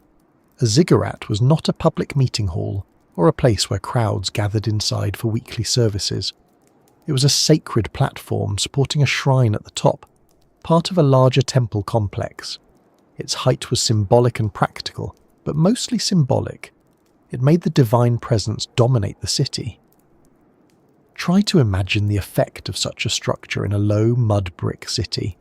Most buildings would be 1 or 2 stories. Streets would be narrow. Houses would turn inward around courtyards. Then, above them, the temple platform rose, solid and geometric, built from thousands upon thousands of bricks. It would catch the sun. It would be visible from fields beyond the city. It would tell travellers where they were before they reached the gates. It would remind workers in the fields that the god's house stood at the centre of the human order. It was architecture doing what architecture often does, shaping thought without needing to speak. Building and maintaining such sacred structures required enormous organisation. Bricks had to be made, transported, and laid. Workers had to be fed. Specialists had to design and supervise. Materials for decoration or ritual use might need to be imported. Repairs had to continue because mud brick, though useful, does not share humanity's dream of permanence. Rain, wind, and time wear it down. So sacred buildings had to be renewed across generations. Kings often boasted of restoring temples, not only because restoration was useful, but because it proved devotion. A ruler who rebuilt a god's house could claim to have cared properly for the divine order. It was public religion, public works, and public relations in one very large pile of bricks. Life beneath the eyes of the gods was therefore full of ceremony. Festivals brought the divine world into public movement. Statues could be carried in processions. Offerings could be made on a grand scale. Music, lamentation, feasting, and ritual drama may have filled the streets and temple precincts at certain times of year. These festivals were not minor entertainment. They renewed the relationship between city, ruler, people, and deity. They also gave structure to the calendar. In a world without printed schedules on kitchen walls, ritual time helped organise civic life. The gods had their days, their meals, their journeys, their celebrations, and the city followed. Music and poetry played important roles in Sumerian religious life. Hymns praised gods, temples, kings, and cities. Laments mourned destruction and pleaded for restoration. Temple singers and musicians helped create the soundscape of worship. We often think of ancient religion through statues and buildings because those are easier to preserve, but sound mattered deeply. A temple was not silent. It would have held chants, songs, footsteps, animal sounds, grinding, pouring instructions, and the ordinary noise of people maintaining a sacred institution. Even a solemn ritual has logistics. Someone must bring the vessels, someone must prepare the offering, someone must remember which item goes where. Reverence and practicality shared the same space, as they so often do. The gods themselves were imagined in very human terms, though larger, stronger, and more dangerous. They could love, desire, argue, judge, feast, become angry, show mercy, or behave in ways that were not always easy for humans to understand. Myths told of divine assemblies, cosmic decisions, rivalries, marriages, journeys to the underworld, acts of creation, and struggles over power. The Sumerians did not imagine a universe ruled by a single simple principle. They imagined a community of divine beings whose relationships shaped reality. Perhaps that made sense to people living in city-states, where power was also shared, contested, negotiated, and occasionally shouted about. Human beings in many Mesopotamian traditions existed to serve the gods. This idea may sound harsh, but it also placed human labour within a cosmic structure. Farming, building, offering, singing and maintaining temples were not only economic tasks, they were part of the reason humans had been made. The city was, in this view, a working relationship between mortal and divine households. People served the gods protected the city and sustained the world.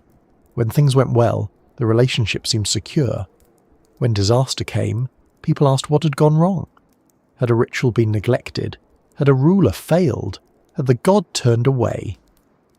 The question was not whether the divine world mattered. The question was how to interpret its signs. This way of thinking affected justice too. Kings presented themselves as guardians of order. Later Mesopotamian law codes would make this especially clear, but the roots are already visible in Sumerian ideas of proper rule. A good ruler was expected to protect the vulnerable, maintain fairness, support temples, and prevent disorder. Of course, ideals and reality are not the same thing. Ancient kings could be violent, ambitious, and self-serving, as kings have sometimes managed to be in many centuries. But the ideal mattered. It gave people a language for judging power. A ruler was not supposed to be merely strong. He was supposed to be legitimate, just, and favoured by the gods. If he failed, the failure had cosmic meaning. Priests and kings therefore occupied overlapping but distinct spaces of authority. Priests served the gods through ritual, interpretation, and temple management. Kings served the gods through rule, protection, construction, justice, and war. At times these powers work together. At other times, one can imagine tensions between temple institutions and royal ambition. A temple with land, workers, and wealth was not a small religious office. It was a major centre of power. A king who wanted to rule effectively had to respect, support, and perhaps influence that power. The divine household and the royal household stood near one another, both physically and politically. Between them moved goods, officials, offerings, records, and expectations. For the people below these institutions, life must have felt both supported and constrained. The temple festivals gave meaning and community. The gods offered protection. The city provided work, identity, and security. At the same time, obligations were constant. Labour could be demanded, rations could be controlled, taxes or offerings could be required, social rank shaped opportunity. The first civilization did not free people from dependence. It reorganized dependence into larger systems. Instead of being vulnerable only to weather, hunger, and local conflict, people were also tied to institutions, rulers, and records. A bad harvest was still dangerous. A bad official could be dangerous too, though perhaps less likely to be blamed on locusts. It is easy to let the scale of temples and kings make ordinary life seem small, but ordinary life remained the centre of experience. Most people did not spend their days thinking about the grand structure of Sumerian religion and kingship in the way we describe it now.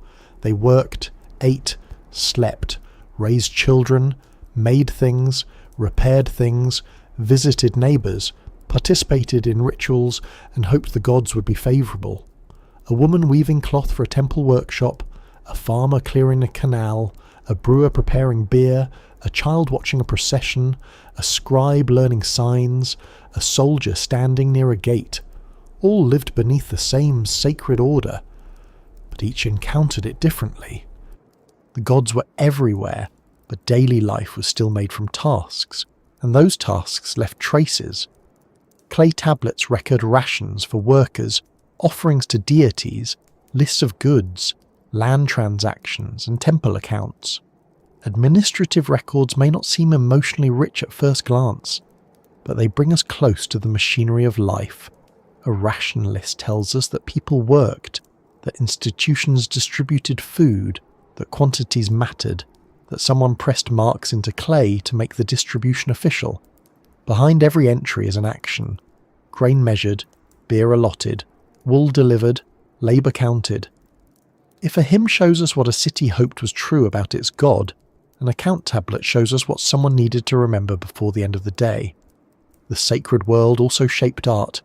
Cylinder seals, small carved objects rolled across wet clay, often showed scenes of worship, divine figures, animals, heroes, and ritual encounters. These seals functioned as marks of identity and authority, but they were also tiny works of art. A person could roll a seal over clay to mark a jar, tablet, or door ceiling, leaving behind an image and an official impression. It is a small object with a large role, practical, legal, personal, and symbolic. In a society where goods moved through institutions, sealing mattered. It said, "This has been approved, this belongs, this has not been opened, this is under authority." Once again, religion, administration, art, and control met in the same object. Sumer had a talent for making small things carry heavy responsibilities. The temple precinct, the palace, the city gate, the canal, the storehouse, and the household all formed parts of the same living system. A farmer's barley might enter a temple storehouse. The temple might distribute rations to workers building a sacred platform. The king might boast of restoring that platform for the city's god. A scribe might record the grain, a seal might secure the storage room, a priest might present offerings, musicians might sing during a festival, and the people might see the renewed temple as proof that the city remained in divine favour. Nothing stood alone. The economy fed religion. Religion legitimised authority. Authority organised labour. Labour maintained canals. Canals fed fields. Fields fed the economy. Around and around it moved, not like a perfect machine, but like a busy household that somehow keeps functioning because everyone knows something terrible will happen if no one deals with the grain. This is the world beneath the eyes of the gods, not a quiet world of distant temples and frozen statues, but an active urban society where sacred power shaped practical life at every level. The gods had houses, the houses needed workers, the workers needed food. The food came from fields. The fields needed canals. The canals needed organisation. Organisation needed authority. Authority needed divine approval, and divine approval needed ritual. It was all connected, as tightly as reeds woven into a mat. As Sumerian cities grew more complex, this connection between sacred duty and practical administration created a need for more exact memory. Temples and palaces could not rely only on spoken agreements. Kings could not build reputations only through stories told at feasts. Priests could not manage offerings, workers, animals, and fields without records. The gods may have watched from above, but human institutions needed marks below, pressed into clay by trained hands. In the courtyards and offices near temples and storehouses, another quiet revolution was taking shape. The city had learned to build upward with mud brick and reach outward with canals. Now it was learning to speak across time, one small wedge-shaped mark after another. The first writing in Sumer did not begin with a love poem, a royal speech, or a philosopher staring nobly at the horizon and deciding that humanity needed literature. It began, most likely, with things that had to be counted: sheep, jars of oil, baskets of grain, measures of barley, workers, fields, rations, deliveries, debts, and temple property. Writing, one of the most powerful inventions in human history, appears to have grown from the very practical problem of keeping track of goods in a society that had become too large and too complicated for memory alone. Before clay carried myths and hymns, before it preserved stories of gods, kings, floods, and heroes, it helped someone remember how many animals had arrived, how much grain had been issued, and whether the person responsible for the storehouse was being honest or merely creative with numbers. This is one of the most charmingly ordinary things about the beginning of writing. We often imagine writing as a sudden leap into high culture, as if the first scribe pressed a reed into clay and immediately produced a line worthy of being carved over a museum entrance. But the earliest records from southern Mesopotamia were mostly administrative. They were concerned with supplies, labour, ownership, and exchange. They were the paperwork of the ancient world, except that the paper was wet clay, the pen was a reed stylus, and the filing cabinet was sometimes a room full of tablets that would one day be accidentally baked hard by fire and survive for thousands of years. It is an odd thought, but some of the oldest written documents we have may have lasted not because anyone tried to preserve them forever, but because disaster kindly helped with the archiving. Long before full writing appeared, people in Mesopotamia used small clay tokens to represent goods. These tokens came in different shapes, and different shapes could stand for different things. Perhaps a measure of grain, an animal, a jar of oil, or another item that needed to be tracked.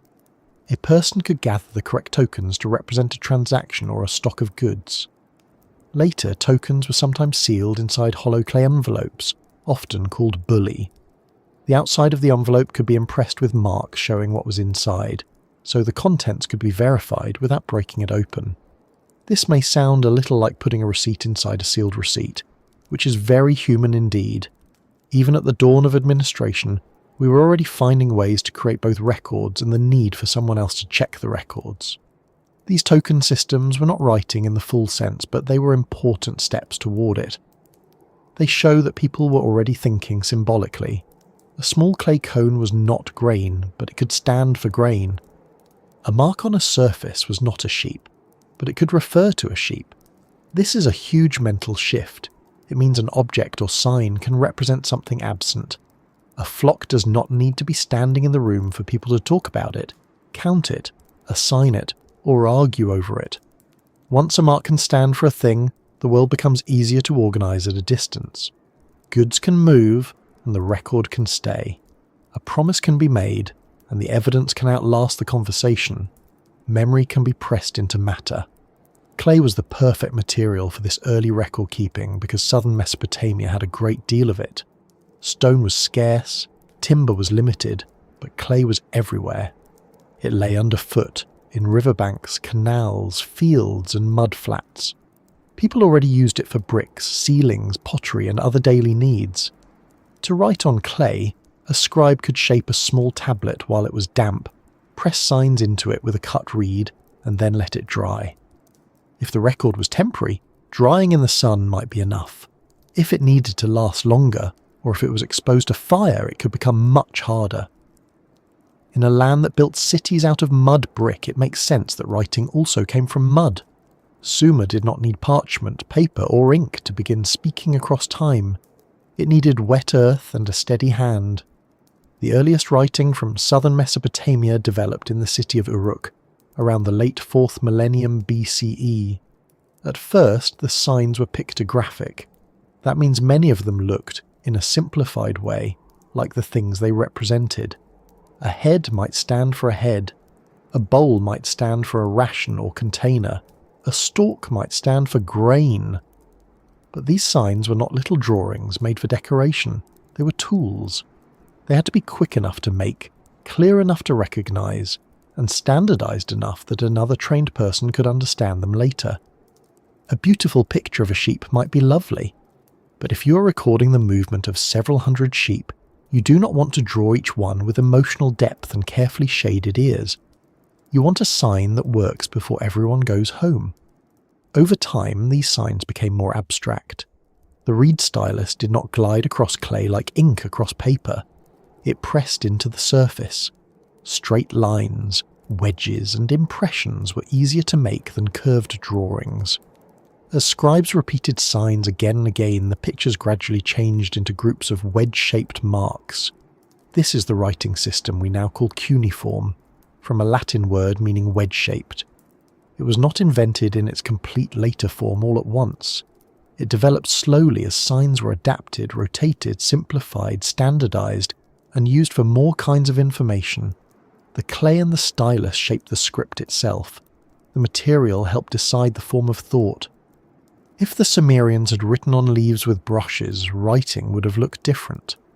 Instead, they pressed wedges into clay, and the result became one of the most important scripts of the ancient world.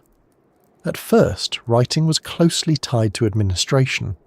Many early tablets record quantities and commodities. They use numerical signs and symbols for goods. They tell us about a world of storehouses, fields, herds, workers, and institutions. This may not sound dramatic, but it is exactly where writing would be most useful. A city with temples, officials, labourers, farmers, and long-distance trade needs reliable records. Spoken agreements are flexible, which is useful at a dinner table, and less useful when 30 jars of oil have disappeared. A clay tablet could say what had been received, what had been issued, who was responsible, and how much remained. It created accountability. It also created bureaucracy, that ancient companion of civilization, as persistent as dust and almost as hard to avoid. The tablet was small, but its effects were enormous. It allowed institutions to grow larger because memory could be stored outside the human mind. A temple could manage fields it did not see every day. A storehouse could track goods across seasons. Officials could compare what came in and what went out. Labour could be assigned and rationed. Taxes, offerings, and deliveries could be made more formal. The written record did not merely describe the administrative system, it strengthened it. Once something is written down, it becomes harder to deny, though certainly not impossible, because people have always been inventive. But the tablet changed the nature of authority. It made the past present in a new way. A person could point to clay and say, "This is what happened."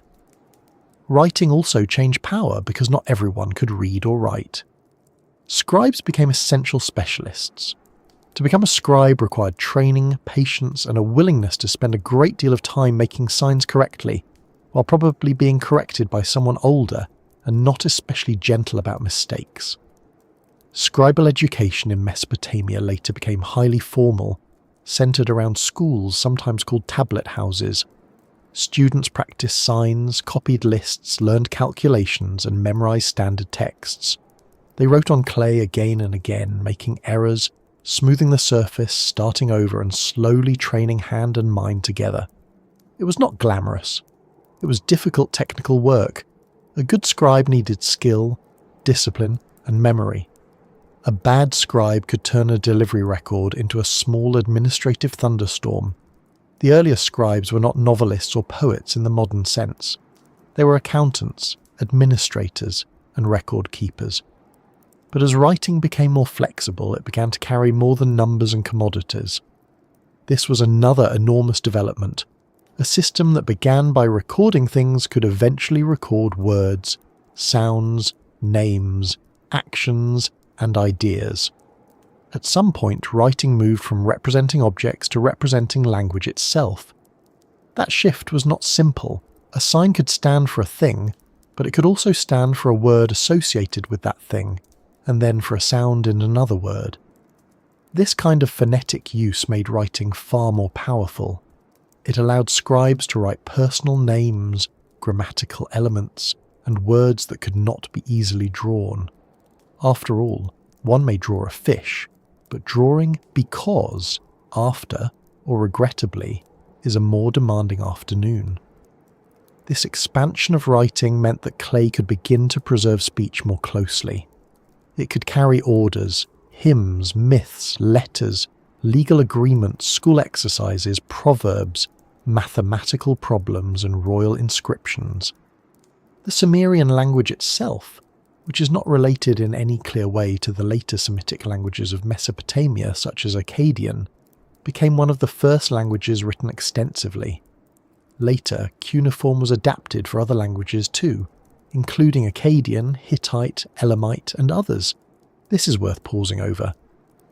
A writing system born in the mud brick cities of southern Mesopotamia became a tool used across a huge region for more than 3,000 years. The small wedge marks of Sumer travelled farther than the Sumerian city-states themselves. Writing also made names more durable. Before writing, we know people mainly through archaeology. Bones, tools, houses, burials, and traces of activity. With writing, individual names begin to appear. Not always grand names. Sometimes they are officials, workers, owners, witnesses, scribes, or people involved in transactions. A name pressed into clay is a strange form of survival. The person is gone, their voice is gone, their voice. Their house may be dust, but the tablet still says they existed in some particular relation to grain, land, labour, or law. It is not a full biography, not even close, but it is more personal than a wall or a pot. It is a small opening through which a real human being briefly becomes visible. At the same time, writing could make society more unequal. Literacy was specialised. Those who could write had access to institutional power. They could record, verify, calculate, and communicate in ways others could not. A farmer might know his field, his animals, his tools, and the behaviour of the water far better than a scribe did. But if a dispute depended on a tablet, the scribe's world mattered greatly. Writing did not simply free information, it also controlled information. The earliest tablets were not public books placed invitingly on a shelf. They were administrative instruments used by institutions. They helped temples and palaces manage people and goods. They made society more organised, but also more watchful. Still, the invention of writing opened paths that went far beyond administration. Once people could write, they could compile lists, and Mesopotamian scribes loved lists. Lists of signs, lists of professions, lists of animals, lists of plants, lists of places, lists of gods, lists of words. To a sleepy modern listener, this may sound like the ancient world's answer to a very thorough inventory cupboard. But lists are intellectually important. They classify the world, they teach students, they standardise knowledge, they make categories visible. A list says not only that things exist, but that they belong in some order. This is the beginning of scholarship, the world arranged on clay so the mind can return to it. Scribal training used these lists heavily. Students copied them to learn signs and vocabulary. Through copying, they absorbed not only writing but the structure of official knowledge. A school tablet might contain clumsy signs from a beginner, corrected or modelled by a teacher. These tablets are quietly touching. They show us not only the polished product of ancient scribal culture, but the learning process itself. Somewhere in ancient Mesopotamia, a student sat with damp clay trying to make the signs properly, probably wishing the lesson would end, while a teacher insisted that the wedge was too shallow, the spacing too poor, and the whole thing should be done again. Education has changed in many ways, but the feeling of being corrected on small details may be very old. Writing also allowed kings to speak in a more permanent voice. Rulers could dedicate objects, commemorate temple building, claim victories, and present themselves as chosen by the gods. A royal inscription was not neutral information. It was political memory. It told later viewers what the king wanted remembered. He built this temple, he defeated that enemy, he restored justice. He served the god properly.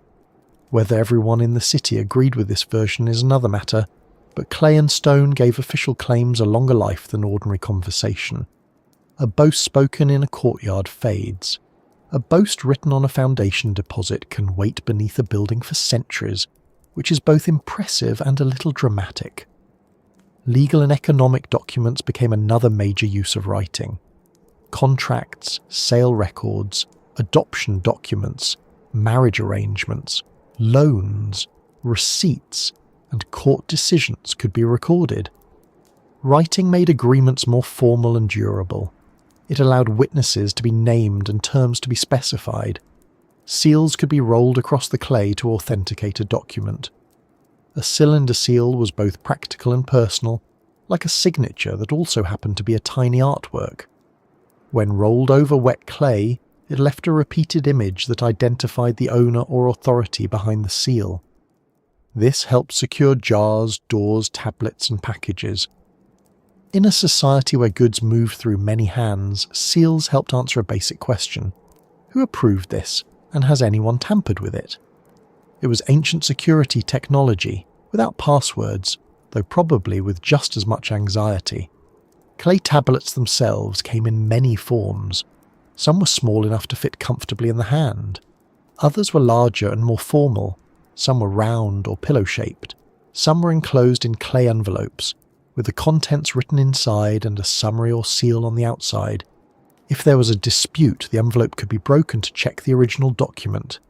This is wonderfully clever and wonderfully human. It suggests a society that understood not only the importance of records, but the importance of protecting records from suspicion. A sealed tablet says, "Here is the agreement, and here is proof that no one has quietly improved it in their own favour." The physical act of writing on clay also affected how information was organised. A tablet had limited space. A scribe had to plan the layout, line up entries, use columns, and arrange numbers and signs clearly. Administrative tablets often look compact and efficient. They are not meant for bedtime reading, unless one has a very particular kind of insomnia, but they show careful habits of information management. The Sumerians were learning how to make thought visible in structured form. That may sound simple, but it is a foundation of everything from law codes to literature to mathematics. A table of numbers, a list of words, a recorded transaction, and a hymn all depend on the same basic miracle, marks that hold meaning after the hand has lifted away. Over generations, writing became part of the identity of Mesopotamian civilization. It was not only a tool, it was a tradition. Scribes copied older texts, preserving forms of language that were no longer spoken in daily life. Sumerian itself remained a learned language long after Akkadian became dominant in much of Mesopotamia, somewhat like Latin in medieval Europe. This meant that scribes became guardians of the past. They did not only record current business, they transmitted ancient hymns, myths, lexical lists, and scholarly materials. Clay tablets became bridges between generations. A student copying an old Sumerian hymn centuries later was not only practicing signs, he was keeping a vanished voice alive. And then there is literature. Eventually cuneiform carried stories that still speak to us with surprising force. The tales of Gilgamesh, though preserved in later Akkadian versions, draw on older Sumerian traditions about the king of Uruk. Sumerian myths told of Inanna's descent to the underworld, Enki's wisdom, the ordering of the world, the gifts of civilization, the creation of humans, and the fragile relationship between mortals and gods. These texts show that writing had moved far beyond accounting. It could explore grief, ambition, desire, divine power, mortality, friendship, pride, and fear. The same technology that recorded barley rations could ask what it means to be human. This is not a small promotion for a lump of clay, yet even literature retained something of the administrative world from which writing came. Scribes copied texts in schools. Stories were preserved because institutions valued scribal tradition. Myths, hymns, and royal praise were part of the same literate culture that kept accounts. The poetic and the practical were neighbours. A scribe might spend one part of training copying a list of professions and another part copying a hymn to a goddess. The hand that wrote of divine power might also record beer rations. There is no need to see this as a contradiction. Ancient life did not divide itself into our tidy modern categories. Sacred language, economic record, legal agreement, school exercise, and royal claim all belong to the broad world of written clay. The invention of writing changed how people related to time. Without writing, the past survives through memory, story, ritual, and objects. With writing, the past can be checked, copied, stored, and argued with. A tablet can outlast the person who made it. It can sit quietly while generations pass.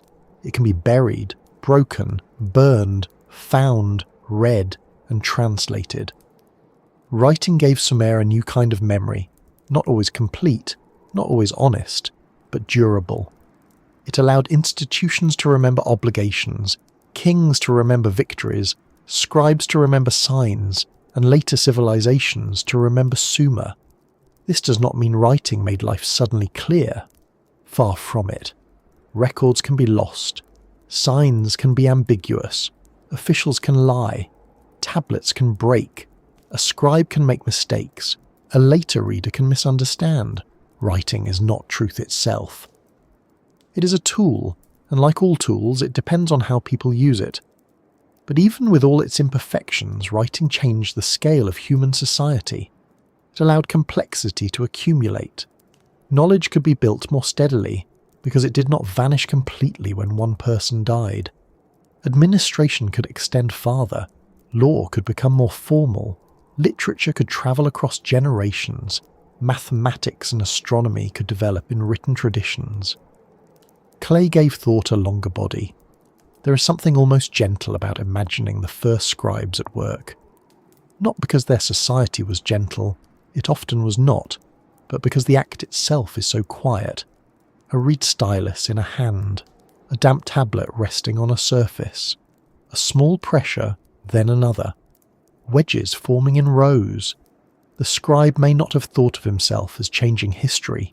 He may have been tired, busy, irritated by a mistake, or concerned that the tablet was drying too quickly. He may have been recording something utterly ordinary. But through that ordinary act, a new human ability was taking shape. The city could now speak when no speaker was present. The temple could remember beyond the priest's lifetime. The king could announce himself to the future. A student could learn from a tablet made by someone long gone. Writing did not replace voice. Sumerian society remained deeply oral. People still learned through speech, song, recitation, instruction, ritual, and memory. Tablets supported these practices rather than eliminating them. A written hymn might be performed aloud. A legal document might be read before witnesses. A school text might be copied while being recited. Writing and speech work together. Clay held the pattern. The human voice brought it back into the air. In that sense, clay did not speak by itself. It waited for someone trained to listen with their eyes. As writing spread through the institutions of Sumer, it made daily life more measurable. Goods could be itemized. Work could be assigned. People could be named. Property could be recorded. Transactions could be sealed. This made urban society more stable in some ways and more controlled in others. The same tablet that protected an agreement could also bind a person to an obligation. The same record that preserved a ration could reveal dependence. The same script that carried hymns could carry taxes. Writing was never innocent. It was useful, powerful, beautiful, and sometimes heavy. Like the city itself, it offered both possibility and burden. And still, we owe it an extraordinary debt. Because of those marks on clay, Sumer is not silent. We do not know everything, not even close. The voices that survive are uneven. They come mostly from institutions and trained scribes, not from every farmer, weaver, child, or labourer. But they are voices. They let us see the concerns of the first cities in sharper detail. We can read lists of goods, names of rulers, prayers to gods, school exercises, legal disputes, myths, proverbs, and songs. We can watch a civilization thinking through its own tools. We can see clay becoming memory, memory becoming administration, administration becoming literature, and literature becoming one of the ways human beings refuse to disappear completely. So when we picture Sumer, we should not imagine writing as a neat invention placed on top of civilization after the important things were finished.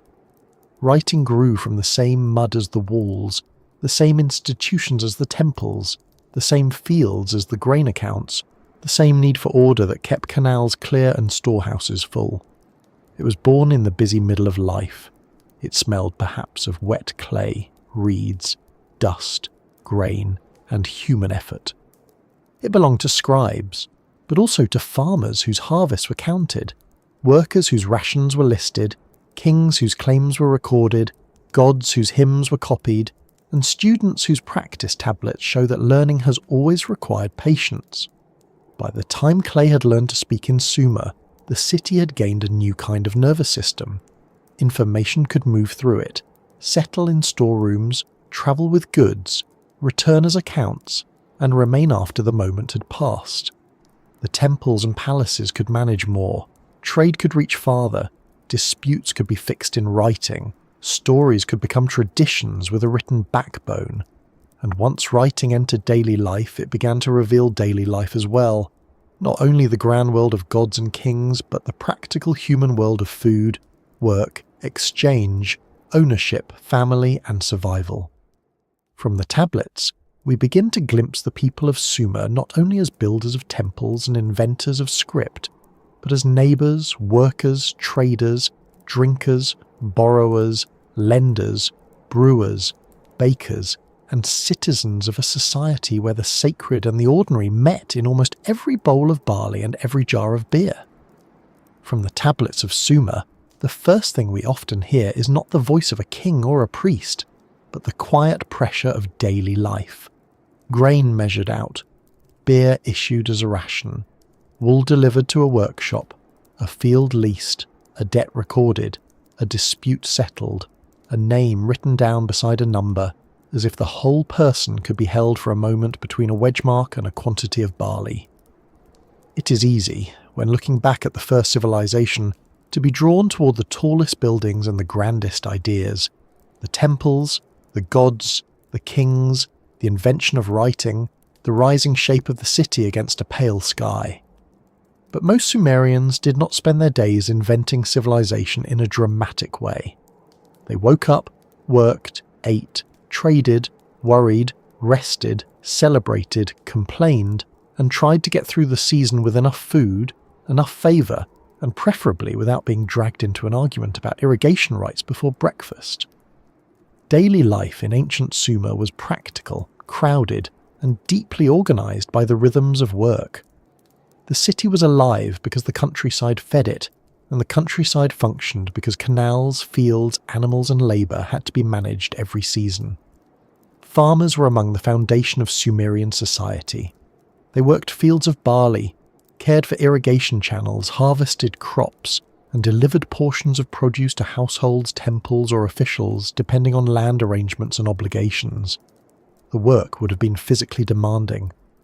Ploughing, sowing, watering, cutting grain, threshing, transporting and storing were all tasks that required timing and cooperation. A field was not simply planted and then politely left to become food. It needed attention, and in southern Mesopotamia, attention often meant watching water. Too little water and the crop failed. Too much water and roots suffered. Poor drainage could allow salts to gather in the soil. The land could be generous, but only after a great deal of negotiation. Many Sumerian households would have been involved in food production in some way, even if they lived inside towns and cities. Urban life did not mean separation from agriculture. It meant dependence on a larger system of fields, canals, herds and stores. People kept animals, processed grain, baked bread, brewed beer, made textiles, repaired tools, and produced goods for exchange or institutional use.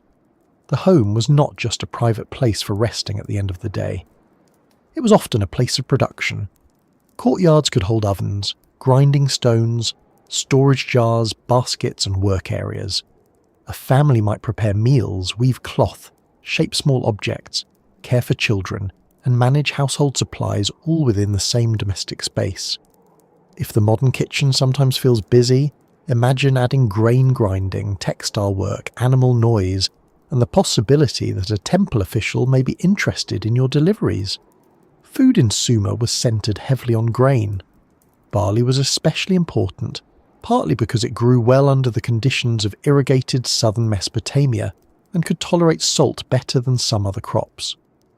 From grain came bread, porridge, and beer, the great everyday companion of the Sumerian diet.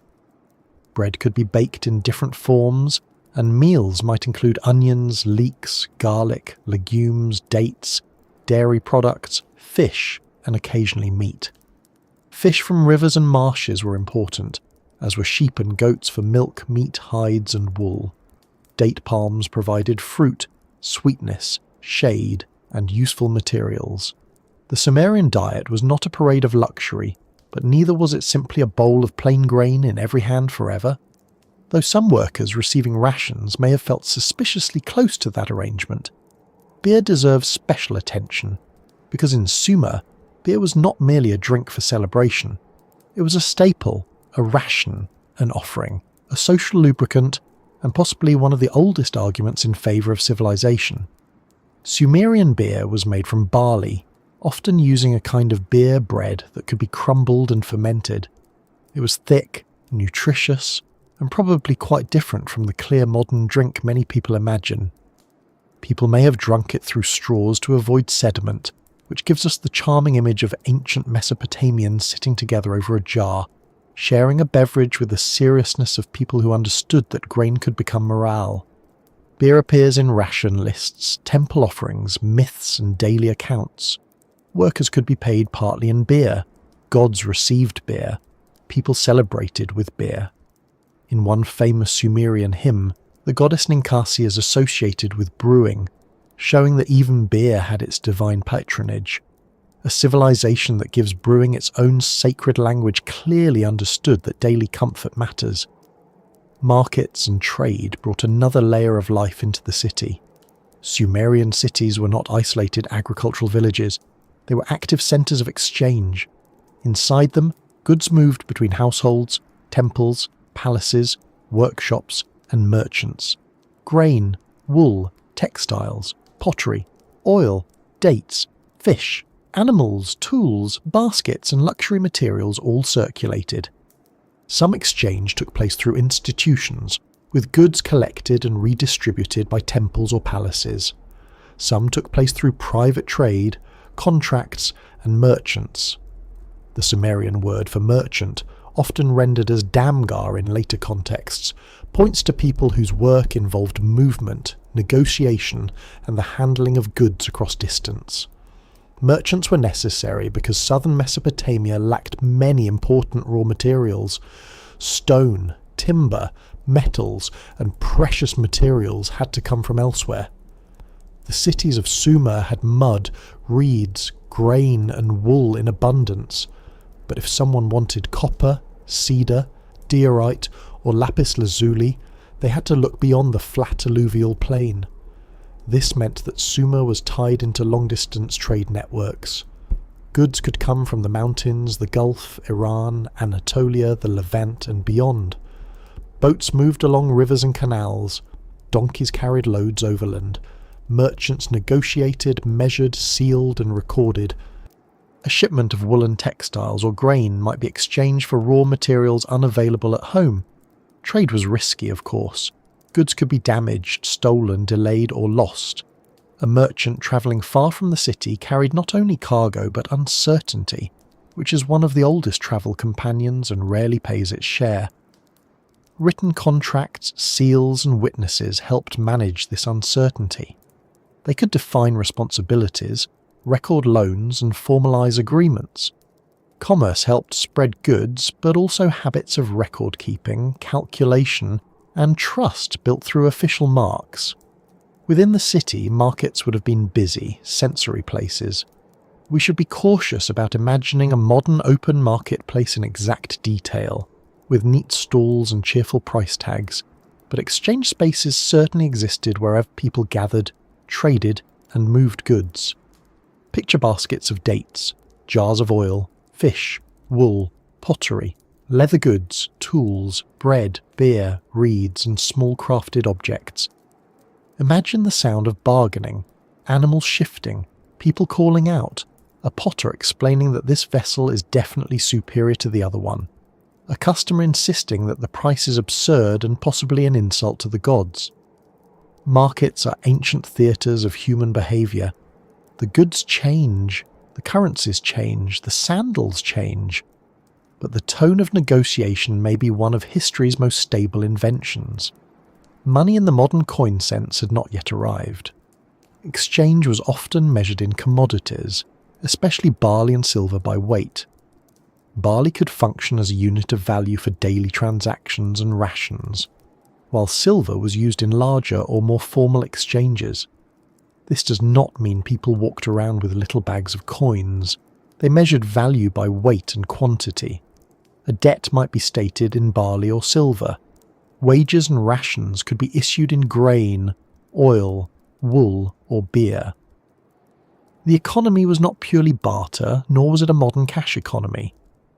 It was a mixed world of institutional redistribution, commodity values, labour obligations, loans, and private exchange. In other words, it was complicated enough that scribes remained employed, which may have been part of the point. Law entered daily life wherever agreements could fail, and because human beings were involved, agreements did fail. Land boundaries were disputed, loans went unpaid, marriages required arrangements, inheritances caused problems, workers had obligations, merchants had responsibilities, property could be damaged or stolen, animals could wander, injure, or be claimed by someone with questionable confidence. Sumerian society developed legal practices to manage these conflicts. Long before the famous Babylonian law code of Hammurabi, Sumerian rulers issued reforms and legal texts. The law code associated with Ur-Nammu, king of Ur, around the late 3rd millennium BCE, is often considered one of the earliest known law codes. It reflects a society concerned with compensation, penalties, social status, bodily injury, marriage, slavery, and property. Law, like writing, grew from the need to make society more predictable. Legal life was not abstract. It was deeply personal. A contract could shape a marriage. A loan could threaten a household. A land sale could alter a family's future. A court decision could determine compensation or punishment. Documents might name witnesses, specify terms, and be sealed for authenticity. The presence of written law and legal records does not mean everyone received equal justice. Social rank mattered, gender mattered, wealth mattered. Enslaved people, dependents, free citizens, elites, and officials did not stand in the same position, but the existence of legal procedures shows that disputes were not supposed to be resolved only by force. They could be brought into an official framework, witnessed, recorded, and judged. Civilization, at its best, tries to keep every disagreement from becoming a brawl beside a canal. Family life formed the emotional and economic centre of most people's existence. Households could include parents, children, extended relatives, servants, enslaved people, and workers depending on status. Marriage was a legal and social arrangement, often involving contracts, gifts, property, and family negotiation. Love may or may not have entered a marriage at the beginning, as in many ancient societies, but affection certainly existed in families because human beings do not wait for modern romance to care for one another. Children were valuable, loved, disciplined, trained, and expected to contribute as they grew. Sons and daughters could have different roles and expectations, though women's economic activities were important in households, weaving, food production, trade, property management, and temple service. Women in Sumerian society lived under patriarchal structures, but their lives were not invisible. Some women owned property, engaged in business, served as priestesses, managed households, worked in textile production, and appeared in legal documents. Elite women could hold significant religious roles. Large textile workshops, often connected to temples or palaces, employed many women, producing woolen cloth that became one of Sumer's major goods. This work was essential but demanding. Wool had to be cleaned, spun, woven, finished, counted, and distributed. Textile production required skill and time.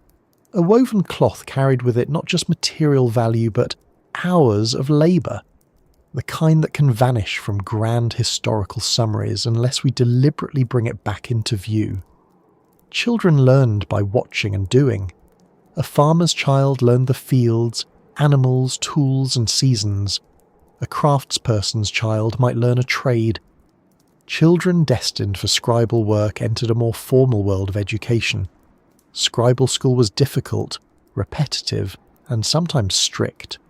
Students copied signs, word lists, proverbs, model contracts, and literary texts. Some school texts from Mesopotamia show humour and frustration around education, including complaints about teachers and discipline. This should reassure anyone who has ever stared at homework and felt that civilization may have made a mistake. The first cities brought the first known schools, and with them, almost certainly, the first students wishing the lesson was shorter. Work was not evenly valued. Society included elites, free commoners, dependent labourers, and enslaved people. Enslavement in Sumer could result from war, debt, birth, or other circumstances. Enslaved people might work in households, fields, workshops, or institutions. Some could own property or conduct business in certain contexts, but they remained legally vulnerable and socially constrained. Debt was a serious force in ancient life. A bad harvest, failed trade venture, illness, or obligation could push a household into borrowing. If debt became unmanageable, family members might be pledged for labour, land might be lost, or dependency might deepen. This is one reason some Sumerian rulers issued reforms or debt relief measures. They were not necessarily acting from pure kindness. Excessive debt could destabilise society, weaken households, and create unrest. Even kings knew that if too many people were crushed under obligations, the city itself might begin to creak. Rations tied many workers to institutions. A worker might receive barley, oil, wool, and beer rather than a simple wage. These distributions reveal both the care and control of large systems. On one hand, rations fed people and supported labour. On the other, they made workers dependent on temple or palace stores. Administrative tablets list people by category, task, age, gender, or status, showing how institutions organised human labour with remarkable detail. A ration list can feel cold when read today, but each entry represented a person who ate, worked, and felt the weight of the system. There is something sobering about seeing human life reduced to measured grain, and something deeply familiar too, because modern systems still have their own ways of turning people into entries. Clothing in Sumer was shaped by wool, linen, climate, status, and work. Men and women wore garments that changed over time, including wrapped skirts, shawls, and fringed or tufted textiles in certain periods. Wool was common because sheep were central to the economy. Elite clothing could be more elaborate, with fine textiles, jewellery, and decorative details. Ordinary working clothes had to be practical. Jewellery, seals, hairstyles, and cosmetics could mark identity and status. People cared about appearance, as people usually do, even in a world where the laundry situation was considerably more labour-intensive. Archaeological finds and artwork show carefully arranged hair, beards, headdresses, and ornaments. The people of Sumer were ancient, but they were not indifferent to style. Homes varied by wealth. A modest household might have a few rooms around a small courtyard, while richer houses could be larger and more complex. Mud brick walls, flat roofs, storage areas, hearths, and domestic shrines formed part of the living environment. Roofs may have been used for work or sleeping in hot weather. Streets outside were often narrow and irregular. Drainage was a challenge. Waste disposal, animal dung, dust, insects and crowding were part of urban life. We should resist the urge to make the ancient city too romantic. It had festivals, craft, music and beauty, yes, but also smells that would make a modern visitor reconsider their enthusiasm for time travel. Civilization did not arrive with plumbing perfected, it arrived with people doing their best. Health was shaped by diet, labour, disease, childbirth, injury and environment. Medical practice combined practical treatments with ritual and magical elements. Illness could be understood through both natural and supernatural causes. Healers used herbs, bandages, oils, incantations, and diagnostic observations. A person who became sick might seek help from specialists who treated the body, but also addressed possible divine anger, demons, or omens. From a modern view, this may sound mixed, but in the Sumerian world it reflected a reality where physical and spiritual causes were not sharply separated. If pain entered the body, it might be treated with medicine and prayer.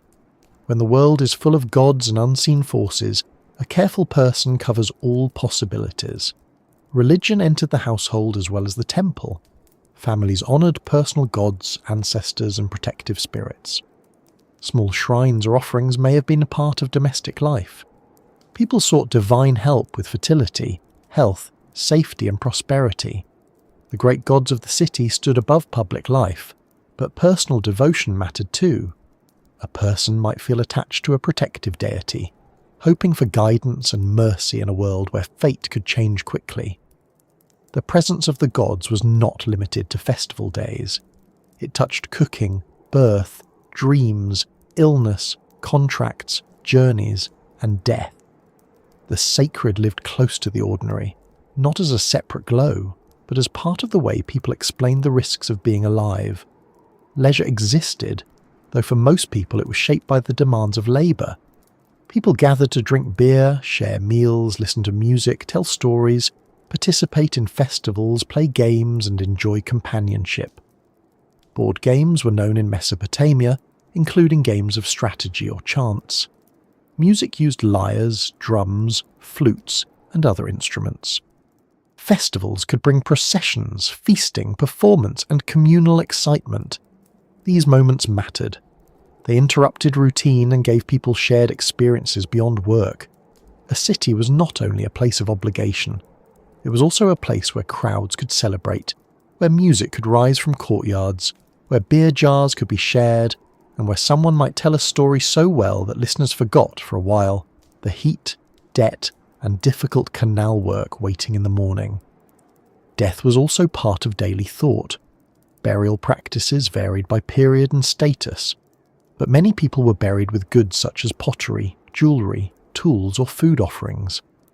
The dead were believed to continue in an underworld, often imagined as a shadowy place rather than a paradise.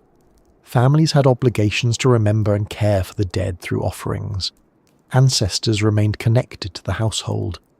Death did not cut a person entirely away from the social world. It changed the form of relationship. The living owed care and the neglected dead could become troubled. In this, Sumerian family life stretched beyond a single lifetime. A household included memory, obligation, and the unseen presence of those who had gone below. The city, then, was a dense weave of ordinary and extraordinary things. A person could begin the day grinding grain, pass a temple procession by afternoon, buy or barter for goods near a market area, hear news of a legal dispute, receive a ration of beer, and sleep beneath a roof made from the same mud and reeds that shaped the entire civilization. The gods were near, but so were neighbours. Kings claimed divine favour, but someone still had to bake bread. Scribes recorded obligations, but someone still had to carry the jar. Laws existed, but so did gossip, persuasion, family pressure, and the ancient art of insisting that one's own version of events is the sensible one.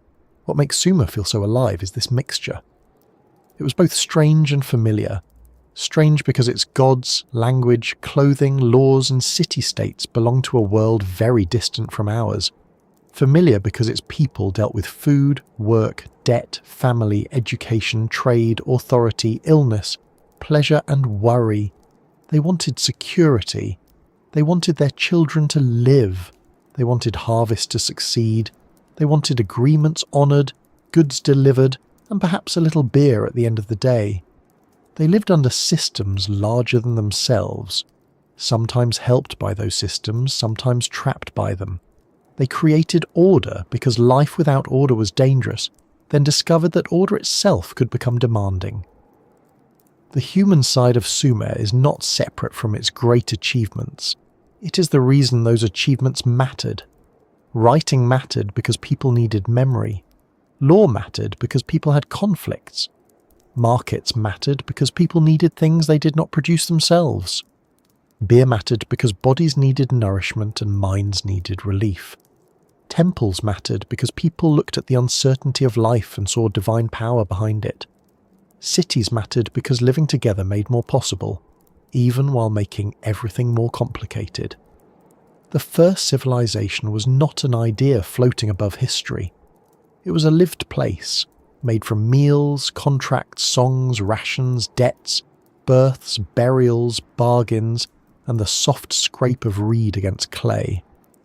And as these people worked, traded, drank, married, argued, prayed, and recorded, they also told stories. Not just practical accounts, not just laws and lists, but stories that reached beyond the day's labour. Stories about gods who loved, fought, descended, created, destroyed, and restored. Stories about kings who sought fame, heroes who faced monsters, floods that nearly erased humanity, and wisdom that came from deep waters. The same society that counted barley also imagined the shape of the cosmos. After the markets quieted, after the beer jars were emptied, after the day's tablets had dried, Sumerian voices carried myths into the night, and those myths would travel farther through time than even their cities of mud brick could have dreamed. When the day's work was finished in ancient Sumer, when the canals had been checked, the animals brought in, the grain measured, the clay tablets set aside to dry, and the evening air began to soften over the mud brick streets, people still needed something more than food, shelter, and records. They needed stories. They needed ways to explain why rivers flooded, why kings rose and fell, why death waited for everyone, why the gods seemed generous one season and terrifying the next, and why human beings had to labour so hard under a sky filled with powers they could not control. A civilization can count its barley and build its temples, but sooner or later someone will sit in the dim light and ask what it all means. And in Sumer, the answers came through myths of gods, floods, journeys, monsters, heroes, and the difficult place of humankind in a world ruled by divine decisions. The Sumerians did not leave behind myths as polished books arranged neatly on shelves. Their stories survived in clay tablets, often copied by scribes long after the stories first began circulating.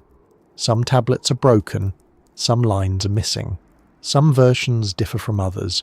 Reading Sumerian myth today can feel a little like listening through a wall to a conversation held 5,000 years ago, with some sentences clear and others lost in the noise of time. But enough remains to show us a world of remarkable imagination. These stories were not just entertainment, though they surely could entertain. They were ways of organising the universe. They gave personalities to the forces of nature. They explained the roles of cities, kings, temples, and rituals. They taught that humans were clever but limited, loved by some gods, used by others, and always living close to danger. The gods of Sumer were many, and they behaved with the energy of a large and complicated family that has been given control over reality. Anu was associated with the heavens, Enlil with wind, authority, and kingship, Enki with wisdom, freshwater, craft, and cunning, Ninhursag with fertility and the earth, Inanna with love, war, power, desire, and the kind of confidence that makes every room feel slightly less safe. Utu was the sun god and judge, Nanna was the moon god. Ereshkigal ruled the underworld. These gods had relationships, rivalries, cities, temples, responsibilities, and moods. They could create, bless, punish, deceive, rescue, abandon, and demand service. The Sumerians did not imagine the universe as quiet and orderly in a simple way. They imagined it as alive with divine wills, some helpful, some dangerous, all larger than human beings. One of the important ideas in Sumerian myth was that civilization itself came from the gods. The arts of life, kingship, writing, crafts, music, law, ritual, and social order were not treated as random human inventions. They were sacred powers, sometimes called the Me, divine principles or offices that made civilized life possible. In one story, Inanna travels to Enki's city of Eridu and receives these powers from him after a feast involving, as many important decisions in history do, a questionable amount of drinking. She then carries them back to Uruk, her own city, while Enki later realizes what has happened and tries to recover them. The story is lively and even a little comic, but it also says something serious. Civilization is powerful, desirable, and dangerous. It belongs to the divine world, but cities compete for it. A city's greatness depends not only on walls and fields, but on sacred gifts that give life structure.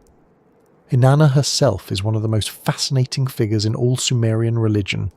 She's not gentle in a simple way.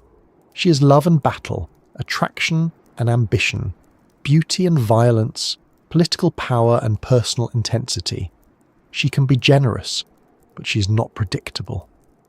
In the famous story of Inanna's descent to the underworld, she leaves the upper world and travels downward to the realm ruled by her sister Ereshkigal. At each gate she is stripped of one piece of her royal clothing or power until she arrives exposed and vulnerable before the Queen of the Dead. She's judged, killed, and hung like a corpse. Her absence from the living world causes disruption, and eventually through the clever help of Enki she is restored. But her return requires a replacement. Someone else must go below in her place. This story is strange, intense, and not easily reduced to one lesson. It speaks of power stripped away, death faced directly, and return made possible only at a cost. It may have connections to seasonal cycles, fertility, royal ideology, or ritual practice, but it is also a very human story about the limits of status. Inanna enters the underworld with all the symbols of authority, and one by one they are removed. No crown, necklace, robe, or title can protect her there. Even a goddess must face the place where ordinary power fails. For people living in Sumer, where status mattered deeply, and temples rose above the streets, that image must have been powerful. The underworld was the great levelling place. You could be a king, priest, worker, scribe, merchant, or brewer of respectable beer. Eventually everyone travelled where no one carried their city honours in quite the same way. The Sumerian underworld was not usually imagined as a bright paradise. It was a shadowy, dusty place, a house from which there was no easy return. The dead continued in a diminished form, dependent in some traditions on offerings from the living. This gave family rituals real importance. To care for the dead was to maintain a relationship beyond the grave. To be forgotten was a frightening possibility. This may be one reason memory mattered so much in Sumerian culture. Names, offerings, monuments, and written records pushed back against disappearance. The clay tablet and the funeral offering both belonged, in different ways, to the human refusal to vanish completely. If Inanna's descent shows divine power entering death's realm, the flood stories show the human world nearly erased by divine decision. Long before the later biblical flood story became famous, Mesopotamia had its own flood traditions. In Sumerian versions, the figure often called Ziusudra is warned of a great flood that will destroy humankind. The gods decide to send the flood, but one god, often connected with wisdom and care for humans, makes sure that one man receives the warning. Ziusudra survives by building a large boat, preserving life through the disaster. Afterward, he offers sacrifice and receives a special fate. Later Akkadian traditions tell a similar story with Atrahasis and Utnapishtim. In the Epic of Gilgamesh, Utnapishtim tells Gilgamesh how he survived the flood and was granted immortality. Flood stories made deep sense in Mesopotamia. The rivers were necessary for life, but they were not tame. Flooding could destroy homes, fields, and cities. The memory of large floods may have passed into story, but myth does more than record an event. It gives disaster meaning. A flood in these stories is not only too much water, it is a crisis in the relationship between humans and gods. Why would the gods destroy the people who serve them? Why would one god preserve a survivor? Why does life continue after devastation? These are not small questions. They belong to any society that has watched nature turn against human plans. The Sumerians did not live in a world where safety could be assumed. Their myths understood that civilization was fragile. A city could rise for centuries, then fall to water, war, famine, or divine anger. Mud brick can build a city, but it can also dissolve. The flood myth also reveals something about human vulnerability. Sumerian civilization was proud of its cities, temples, and kings, but its stories did not pretend that human beings controlled everything. The greatest disaster could come suddenly. Survival might depend on divine warning, wisdom, obedience, and preparation. This is one of the reasons these stories still feel powerful. They speak to a truth that has not aged. Humans build systems to protect themselves, but the world remains larger than the systems. A canal, wall, storehouse, or tablet can reduce uncertainty, but cannot abolish it. Sometimes the water rises anyway. Then there are the stories of heroes, and no heroic figure from ancient Mesopotamia is more famous than Gilgamesh. Historically, Gilgamesh may have been a king of Uruk sometime in the early dynastic period, but in literature he became much more than a remembered ruler. In Sumerian poems and later Akkadian epic tradition, he is a hero of enormous strength, restless pride, and deep grief. The later Epic of Gilgamesh is one of the great works of world literature, but its roots reach into older Sumerian stories. In those earlier tales, Gilgamesh appears in adventures involving monsters, distant journeys, rival kings, and the difficult boundary between human ambition and divine order. The most familiar version tells of Gilgamesh as king of Uruk, powerful but oppressive. The gods create Enkidu, a wild man, to balance him. Enkidu lives among animals before being drawn into human society, and after a confrontation, he and Gilgamesh become close companions. Together they seek glory, travelling to the cedar forest to confront Humbaba, its terrifying guardian. They defeat him, cut down cedars, and return with fame. Later, after they insult or offend divine power, Enkidu dies. His death breaks Gilgamesh. The hero who once sought fame now seeks immortality. He travels far, meets Utnapishtim, hears the flood story, and learns that death is the fate of humankind.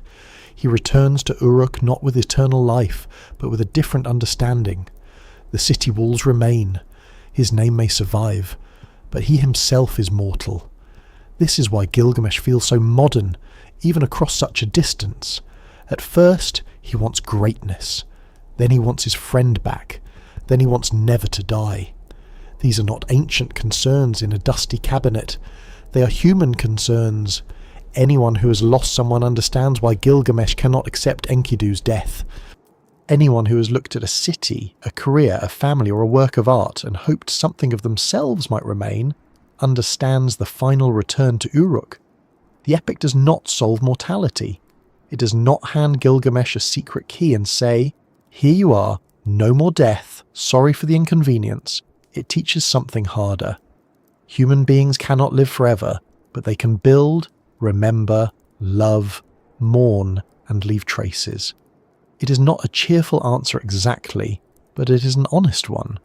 There is also a very Sumerian practicality in the ending associated with Uruk's walls. Gilgamesh fails to gain immortality, but the city stands. Bricks remain where the body cannot. Human life passes, but work can outlast the worker. This is not abstract philosophy floating somewhere above the clouds. It is the thought of a city-building civilization. If you cannot live forever, perhaps the wall you built, the tablet you wrote, the song you copied, the child you raised, or the field you maintained can carry something forward. In Sumer, memory was not just personal. It was architectural, administrative, ritual, and literary. A person's life was brief, but the city had a longer breath. Another set of stories linked kingship, rivalry, and city identity. Tales of Enmerkar and the Lord of Areta, for example, place Uruk in competition with a distant, wealthy land. These stories involve diplomacy, demands, riddling exchanges, divine support, and the prestige of cities. In one tradition, the difficulty of sending a long-spoken message leads to the use of writing, a mythic explanation that connects communication, kingship, and script. Whether or not this reflects historical invention is less important than what it tells us about Sumerian imagination. Writing was understood as a powerful tool for command across distance. A king's words could travel in fixed form. A message could survive the messenger's memory. For a culture built around city-states and administration, this was no small thing. It is also a reminder that even in myth, bureaucracy sometimes arrives with dramatic timing. Lugalbanda, another hero connected with Uruk traditions, appears in stories that blend adventure, divine favour, illness, survival in the wilderness, and eventual success.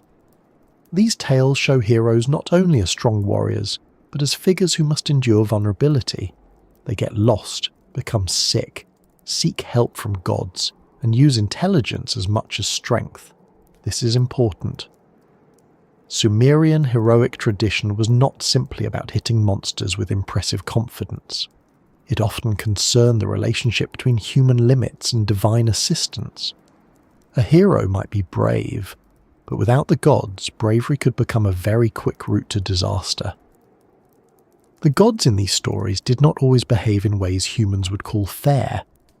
They could be moved by affection, anger, irritation, desire, or cosmic necessity. Sometimes they helped, sometimes they harmed, sometimes they argued among themselves. This gave myth a realistic emotional texture. The Sumerians lived in a world where events did not always match moral expectations. Good people suffered, strong cities fell. Rivers flooded at the wrong time, illness came without warning.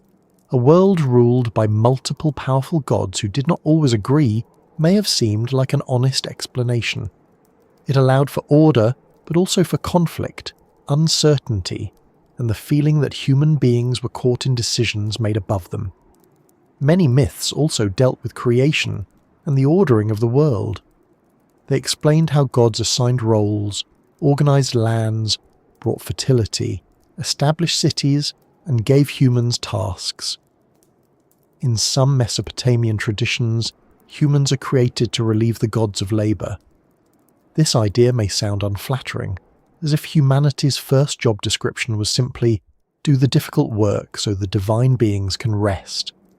But it reflects the labor-centered world of ancient Mesopotamia.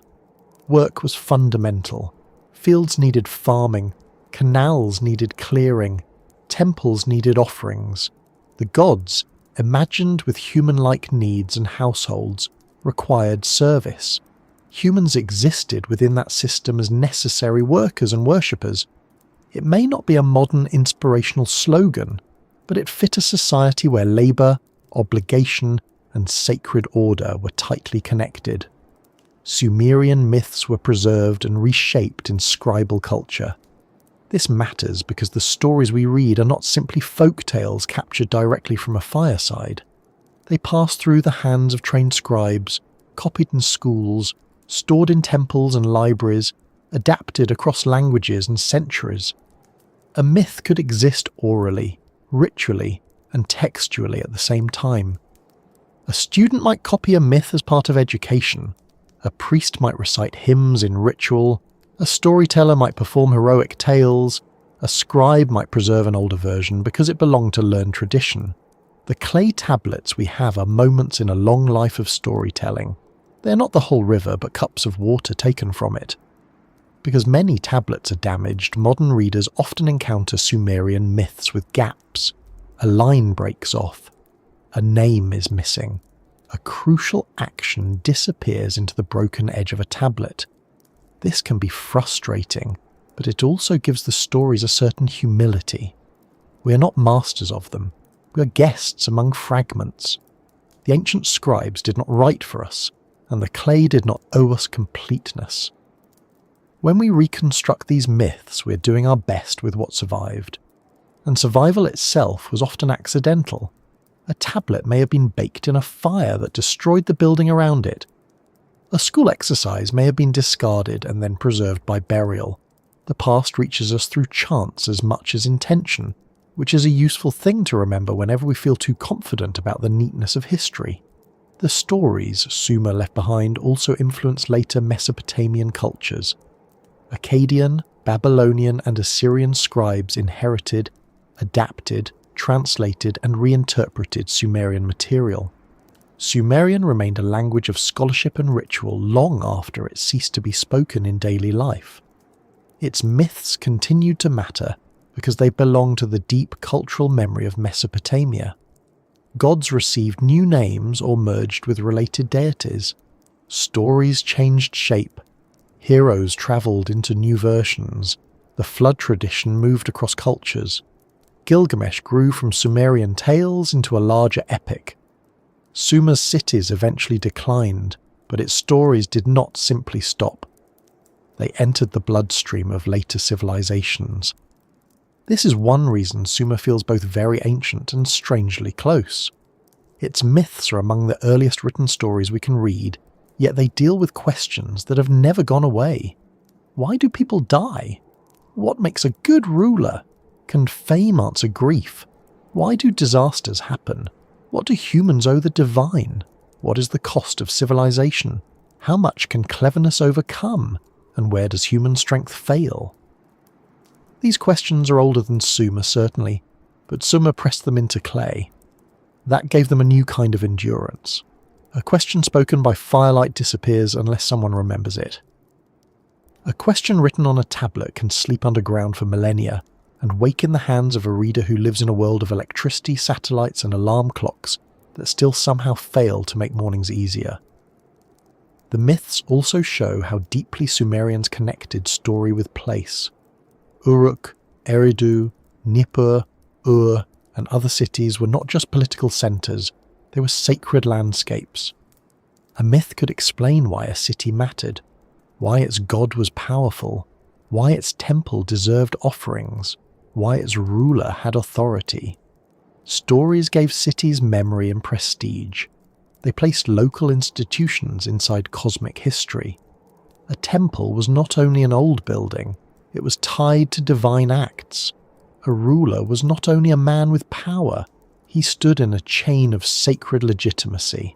A festival was not only a public event, it reenacted relationships between gods, city, and people. Myth made the city meaningful, and yet myth also warned against pride. Gilgamesh learns that strength cannot defeat death. Inanna learns that descent has a cost. Flood survivors learn that humanity can be swept away. Kings in stories often depend on divine favour more than personal force. This tension is important. Sumerian civilization achieved extraordinary things, but its stories did not present human beings as unlimited. The city could rise high, but it remained beneath the gods. The king could rule, but he was not beyond judgment. The hero could travel far, but not beyond mortality. The scribe could preserve memory, but not prevent loss. Sumer knew how to build, but it also knew how easily things break. Perhaps that is why these myths remain moving. They come from a world of mud brick walls, canal banks, temple offerings and reed styluses, but they understand the emotional shape of human life, friendship and grief, ambition and fear, work and duty, hope and punishment, the wish to be remembered, the terror of being forgotten, the sense that the world is ordered, and the equal sense that it can overturn without warning. These are not museum feelings, they are still with us. So as we listen to the stories Sumer left behind, we should hear more than ancient fantasy. We should hear a civilization thinking about itself. The flood myth remembers danger in a riverland. The tales of Inanna explore power, death, and return. The stories of Enki praise wisdom and cleverness. The traditions of Gilgamesh ask what human greatness is worth when death comes for everyone. Myths of divine order explain why temples, cities, and rituals matter. Heroic tales celebrate courage but place it under the shadow of the gods. All of this comes from the same society that tracked beer rations and barley accounts, which may seem like a sharp contrast until we remember that human beings have always lived in both worlds at once. We count what we need, and we tell stories about what we fear. The clay tablets preserve that double life beautifully. On one tablet, a list of goods. On another, a hymn to Inanna. On another, a schoolboy's exercise. On another, a king's boast. On another, a tale of flood or heroism. Together they show a society that was practical and imaginative, disciplined and anxious, proud and vulnerable. Sumer's people built cities from mud and stories from memory. Both needed shaping, both needed care. Both could crack, but both endured long enough to reach us. And as those stories travelled through later Mesopotamia, the world that had first created them began to change. Cities rose and fell, rival powers expanded, Akkadian-speaking rulers entered the old Sumerian south. Empires formed. Had its great moment. Sumerian language slowly shifted from everyday speech into learned tradition. The temples still stood, the gods still received offerings, the scribes still copied the old texts, but the political world around them was no longer the same. Sumer did not disappear in a single night, like a lamp blown out beside a bed. It faded, transformed, and was absorbed into the civilizations that followed, leaving its marks in writing, myth, law, mathematics, religion, and the long memory of the land between the rivers. Sumer did not end in a single dramatic moment. There was no one evening when the last scribe put down his reed stylus, the last temple lamp went dark, the last canal dried up, and someone quietly locked the door of civilization behind them. History is rarely that tidy, and ancient Mesopotamia, with its shifting rivers, ambitious kings, stubborn cities, and clay tablets full of unfinished human business, was especially untidy. The long goodbye of Sumer was slower, more complicated, and in many ways more interesting. It was not simply a collapse, it was a transformation. The cities remained, the temples remained, the writing remained, the gods remained, though sometimes under new names or in new arrangements. The Sumerian language gradually disappeared from everyday speech, but it continued to live in schools, rituals, hymns, and scholarly tradition. Sumer faded as a political power, but its habits of civilization kept moving through the hands of others. By the middle of the 3rd millennium BCE, the old Sumerian city-states had already spent many generations rising, competing, building, fighting, rebuilding, and occasionally explaining their victories as if the gods had personally written the military report. Cities such as Uruk, Ur, Lagash, Umma, Nippur, and Kish had their own identities, patron deities, rulers, fields, canals, and rivalries. These cities could cooperate, but they also competed fiercely over land, water, trade, prestige, and divine favour. The same irrigation systems that made abundance possible could also create conflict. A canal that fed one city's fields might reduce water for another. A boundary marker could become the beginning of a war. A ruler might claim justice while his neighbour claimed theft, and somewhere nearby a farmer probably wished both kings would stop making speeches and let people get back to the harvest. This city-state world was dynamic, but it was also vulnerable. Competition drained resources. Warfare damaged fields and canals. Power shifted from one city to another. No city could dominate forever without provoking resistance. Into this landscape came a new kind of political force: empire. The Akkadian Empire, founded by Sargon of Akkad around the 24th century BCE, brought Sumer and much of Mesopotamia under centralized rule on a scale the region had not seen before. Sargon was not Sumerian in language or origin. He was Akkadian-speaking from northern Mesopotamia, and his rise marked an important change. The old Sumerian cities did not vanish, but they were now part of a larger imperial structure. Their local gods, temples, scribes, and traditions continued, yet the political world around them had widened. Sargon became one of the great figures of Mesopotamian memory. Later traditions turned him into a legendary conqueror, a king whose name carried the flavour of destiny, ambition, and possibly an uncomfortable number of military campaigns. Under Akkadian rule, Sumerian and Akkadian cultures interacted closely. This was not a simple replacement of one people by another. Southern Mesopotamia had long been a mixed and connected region. Sumerian and Akkadian speakers had lived near one another for generations. They traded, worked, worshipped, borrowed words, shared institutions, and adapted practices. The Akkadian Empire changed the balance of power, but it did not erase Sumerian civilization. Instead, it helped create a bilingual and bicultural world in which Sumerian traditions became part of a broader Mesopotamian inheritance. The Akkadian Empire itself did not last forever. No empire does, though most behave for a while as if they have not received the message. After a period of expansion and royal power, Akkadian authority weakened. Later Mesopotamian texts blame the fall partly on the Gutians, mountain peoples who entered the region and were remembered by Sumerian and Akkadian scribes in deeply unflattering terms. We should be cautious with these old descriptions, because defeated or frightened societies have a habit of describing outsiders as if they personally ruined breakfast, weather, and civilization itself. But whatever the exact causes, the imperial structure broke down and local powers re-emerged. One of the most remarkable revivals came under the third dynasty of Ur, often called Ur III, around the 21st century BCE. This was a period when Sumerian culture received a powerful final flowering under kings such as Ur-Nammu and Shulgi. The city of Ur became the centre of a major state that controlled much of southern Mesopotamia and beyond.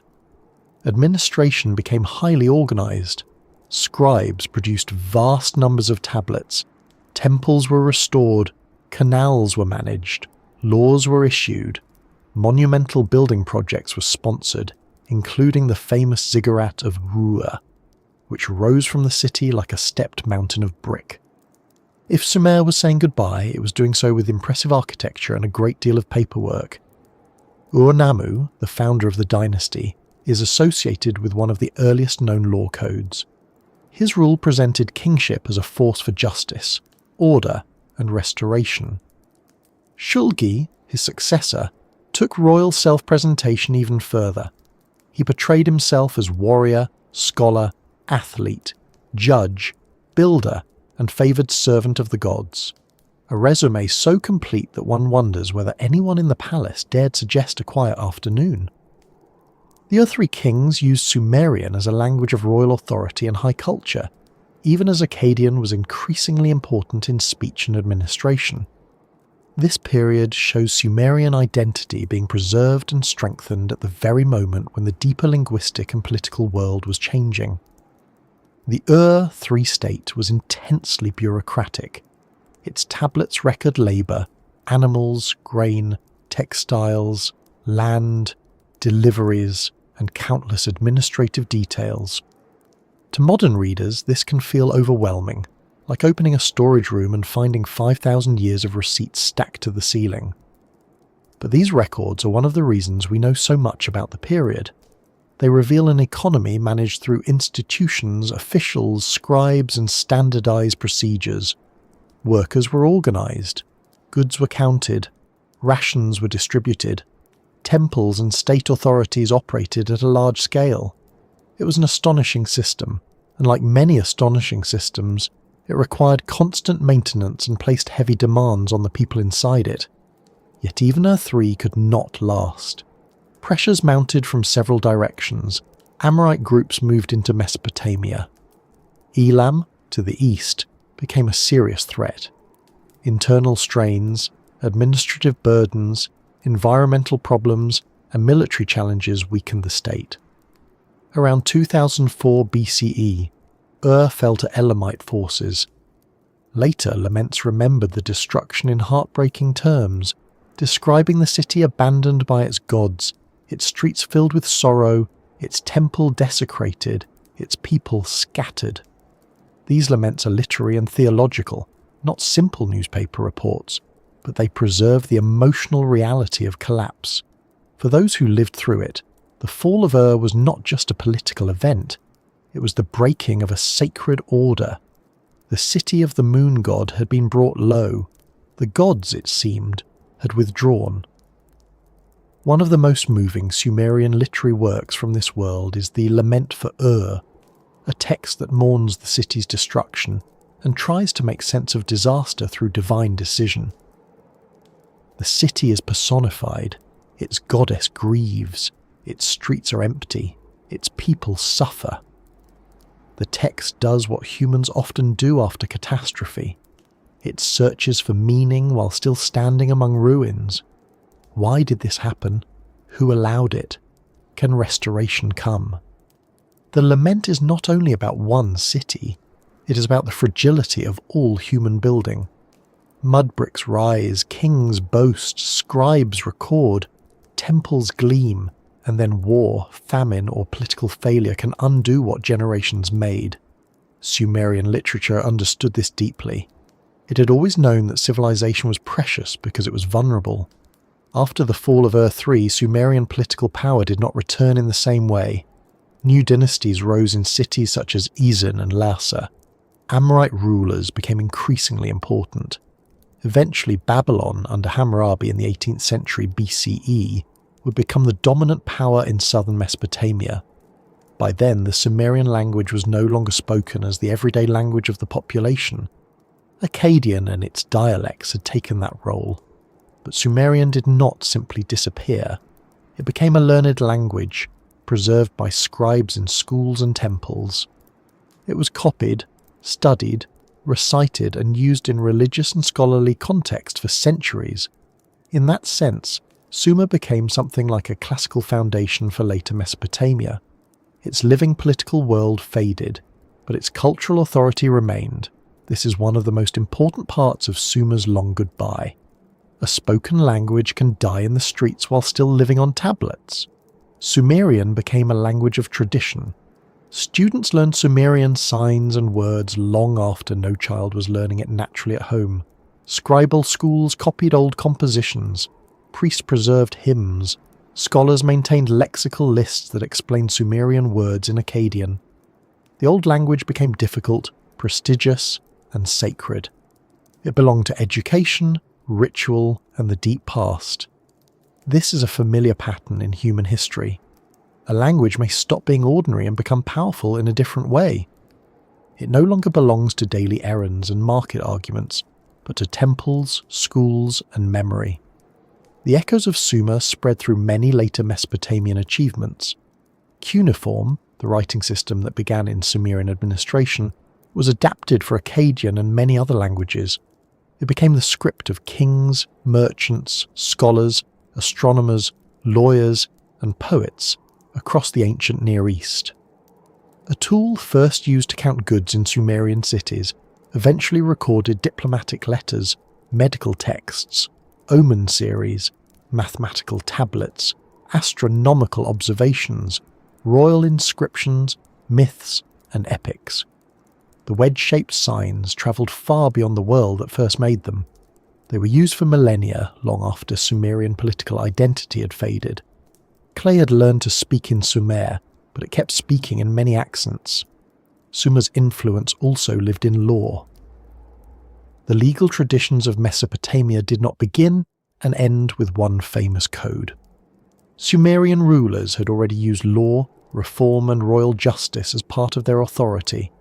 Later law collections, including Hammurabi's, belong to a broader Mesopotamian world shaped by earlier practices of contracts, witnesses, compensation, property rights, marriage arrangements, debt, labour and status.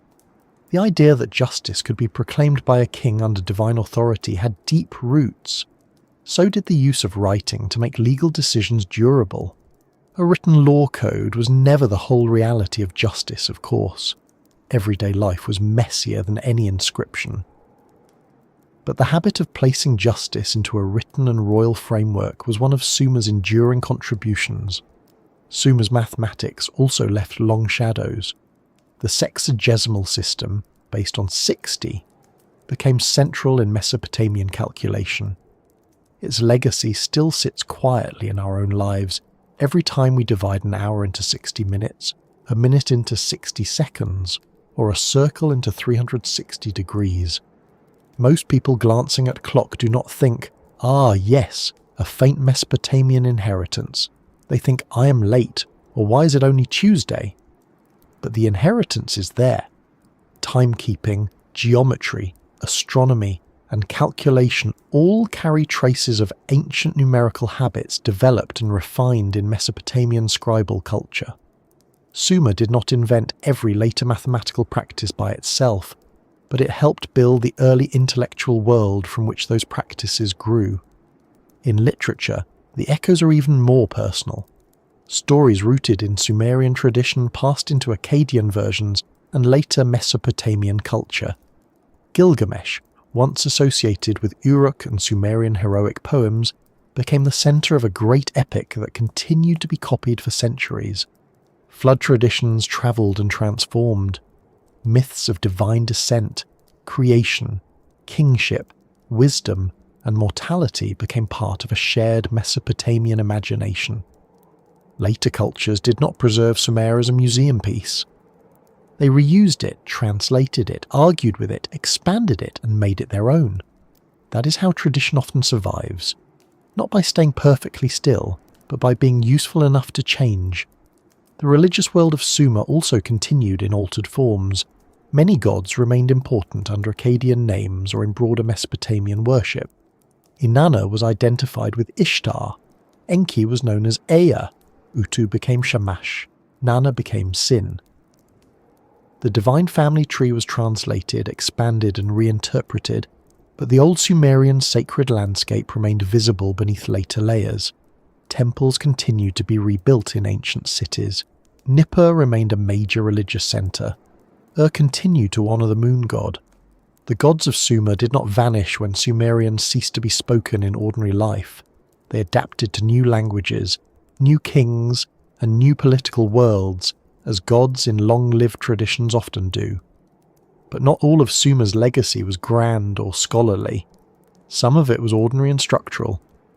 The city as a form of life, the temple as an institution, the written account, the seal, the school, the trained scribe, the ruler as builder, the law as written order, the idea that a society can be managed through records, offices, measurements, and stored information.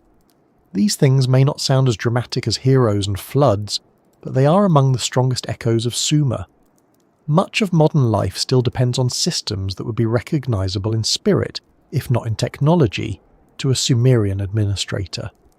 We have traded clay tablets for databases, cylinder seals for signatures and passwords, barley accounts for spreadsheets, and temple storerooms for warehouses. But the basic desire is familiar. Count the goods, track the labour, verify the agreement, preserve the record, and please make sure the numbers add up before someone important asks about them. There is a strange intimacy in that. The distance between us and Sumer is enormous. Their cities are ruins. Their spoken language is gone. Their gods no longer receive offerings in the old temples. Their kings are names on tablets. Their canals have shifted, dried, or been buried under later landscapes. And yet, when we read their documents, we meet people concerned with matters that still feel close.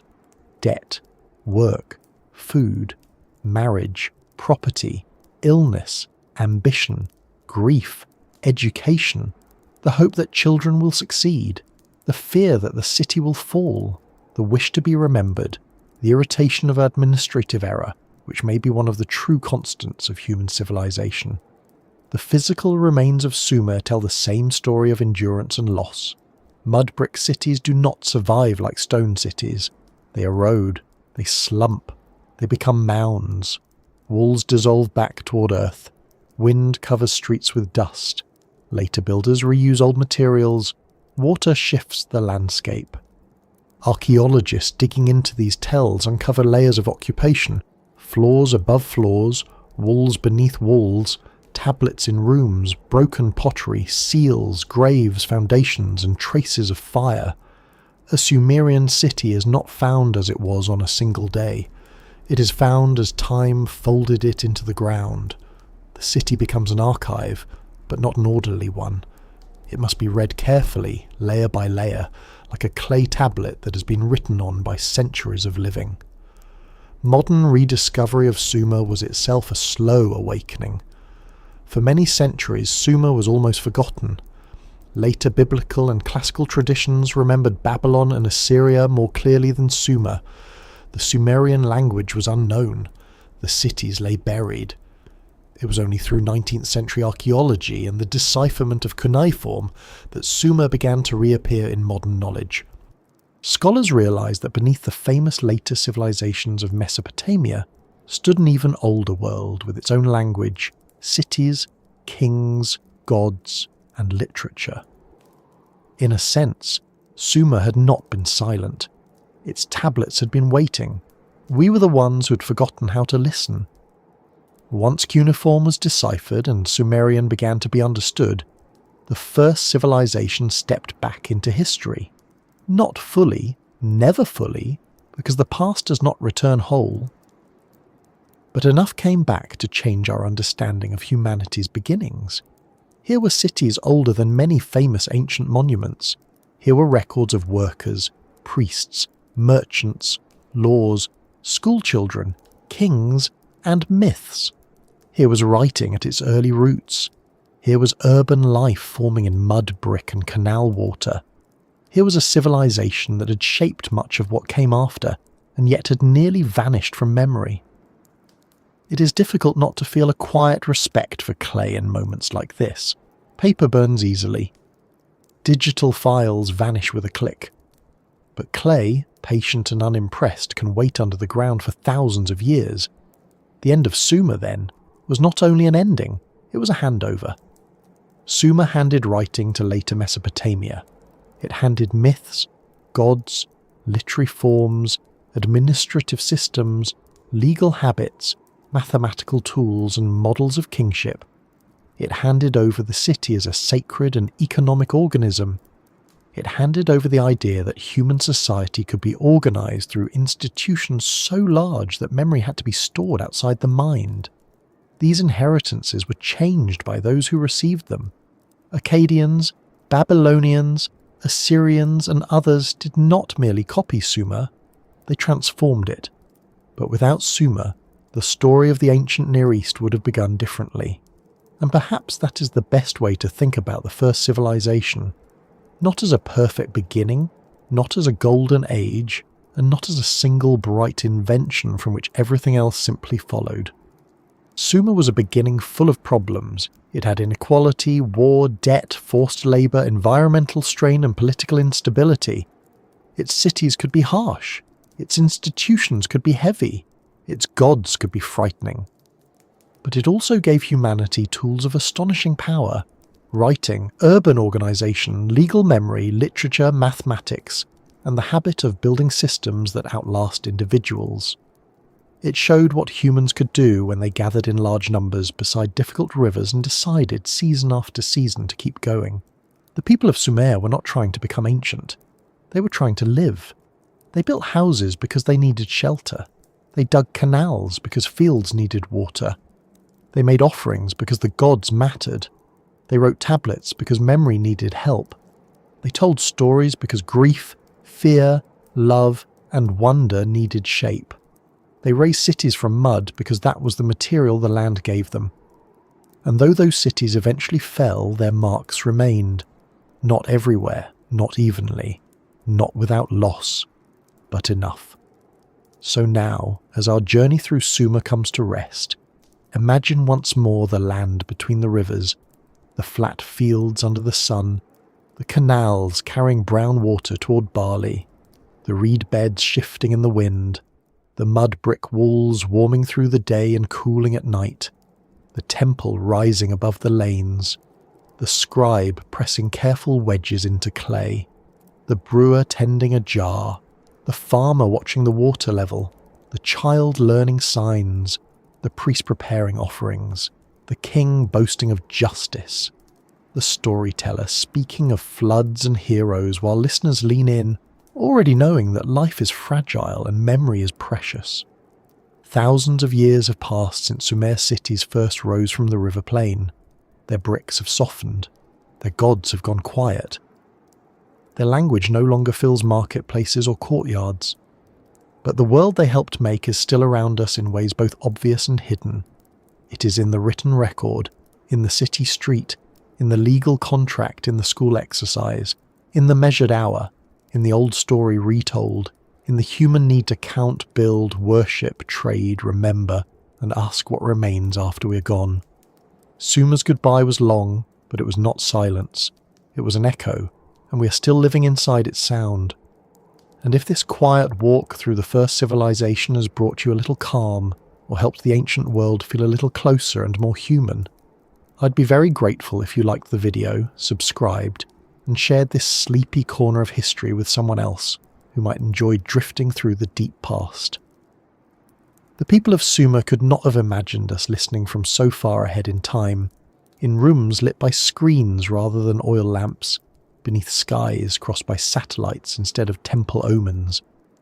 But they knew something we still know, that life is work and wonder together, that cities are fragile, that memory matters, and that even a small mark pressed carefully into clay can travel farther than anyone expects. Sleep well, fellow traveller, wherever you are tonight, and may the old rivers of history carry you gently into rest.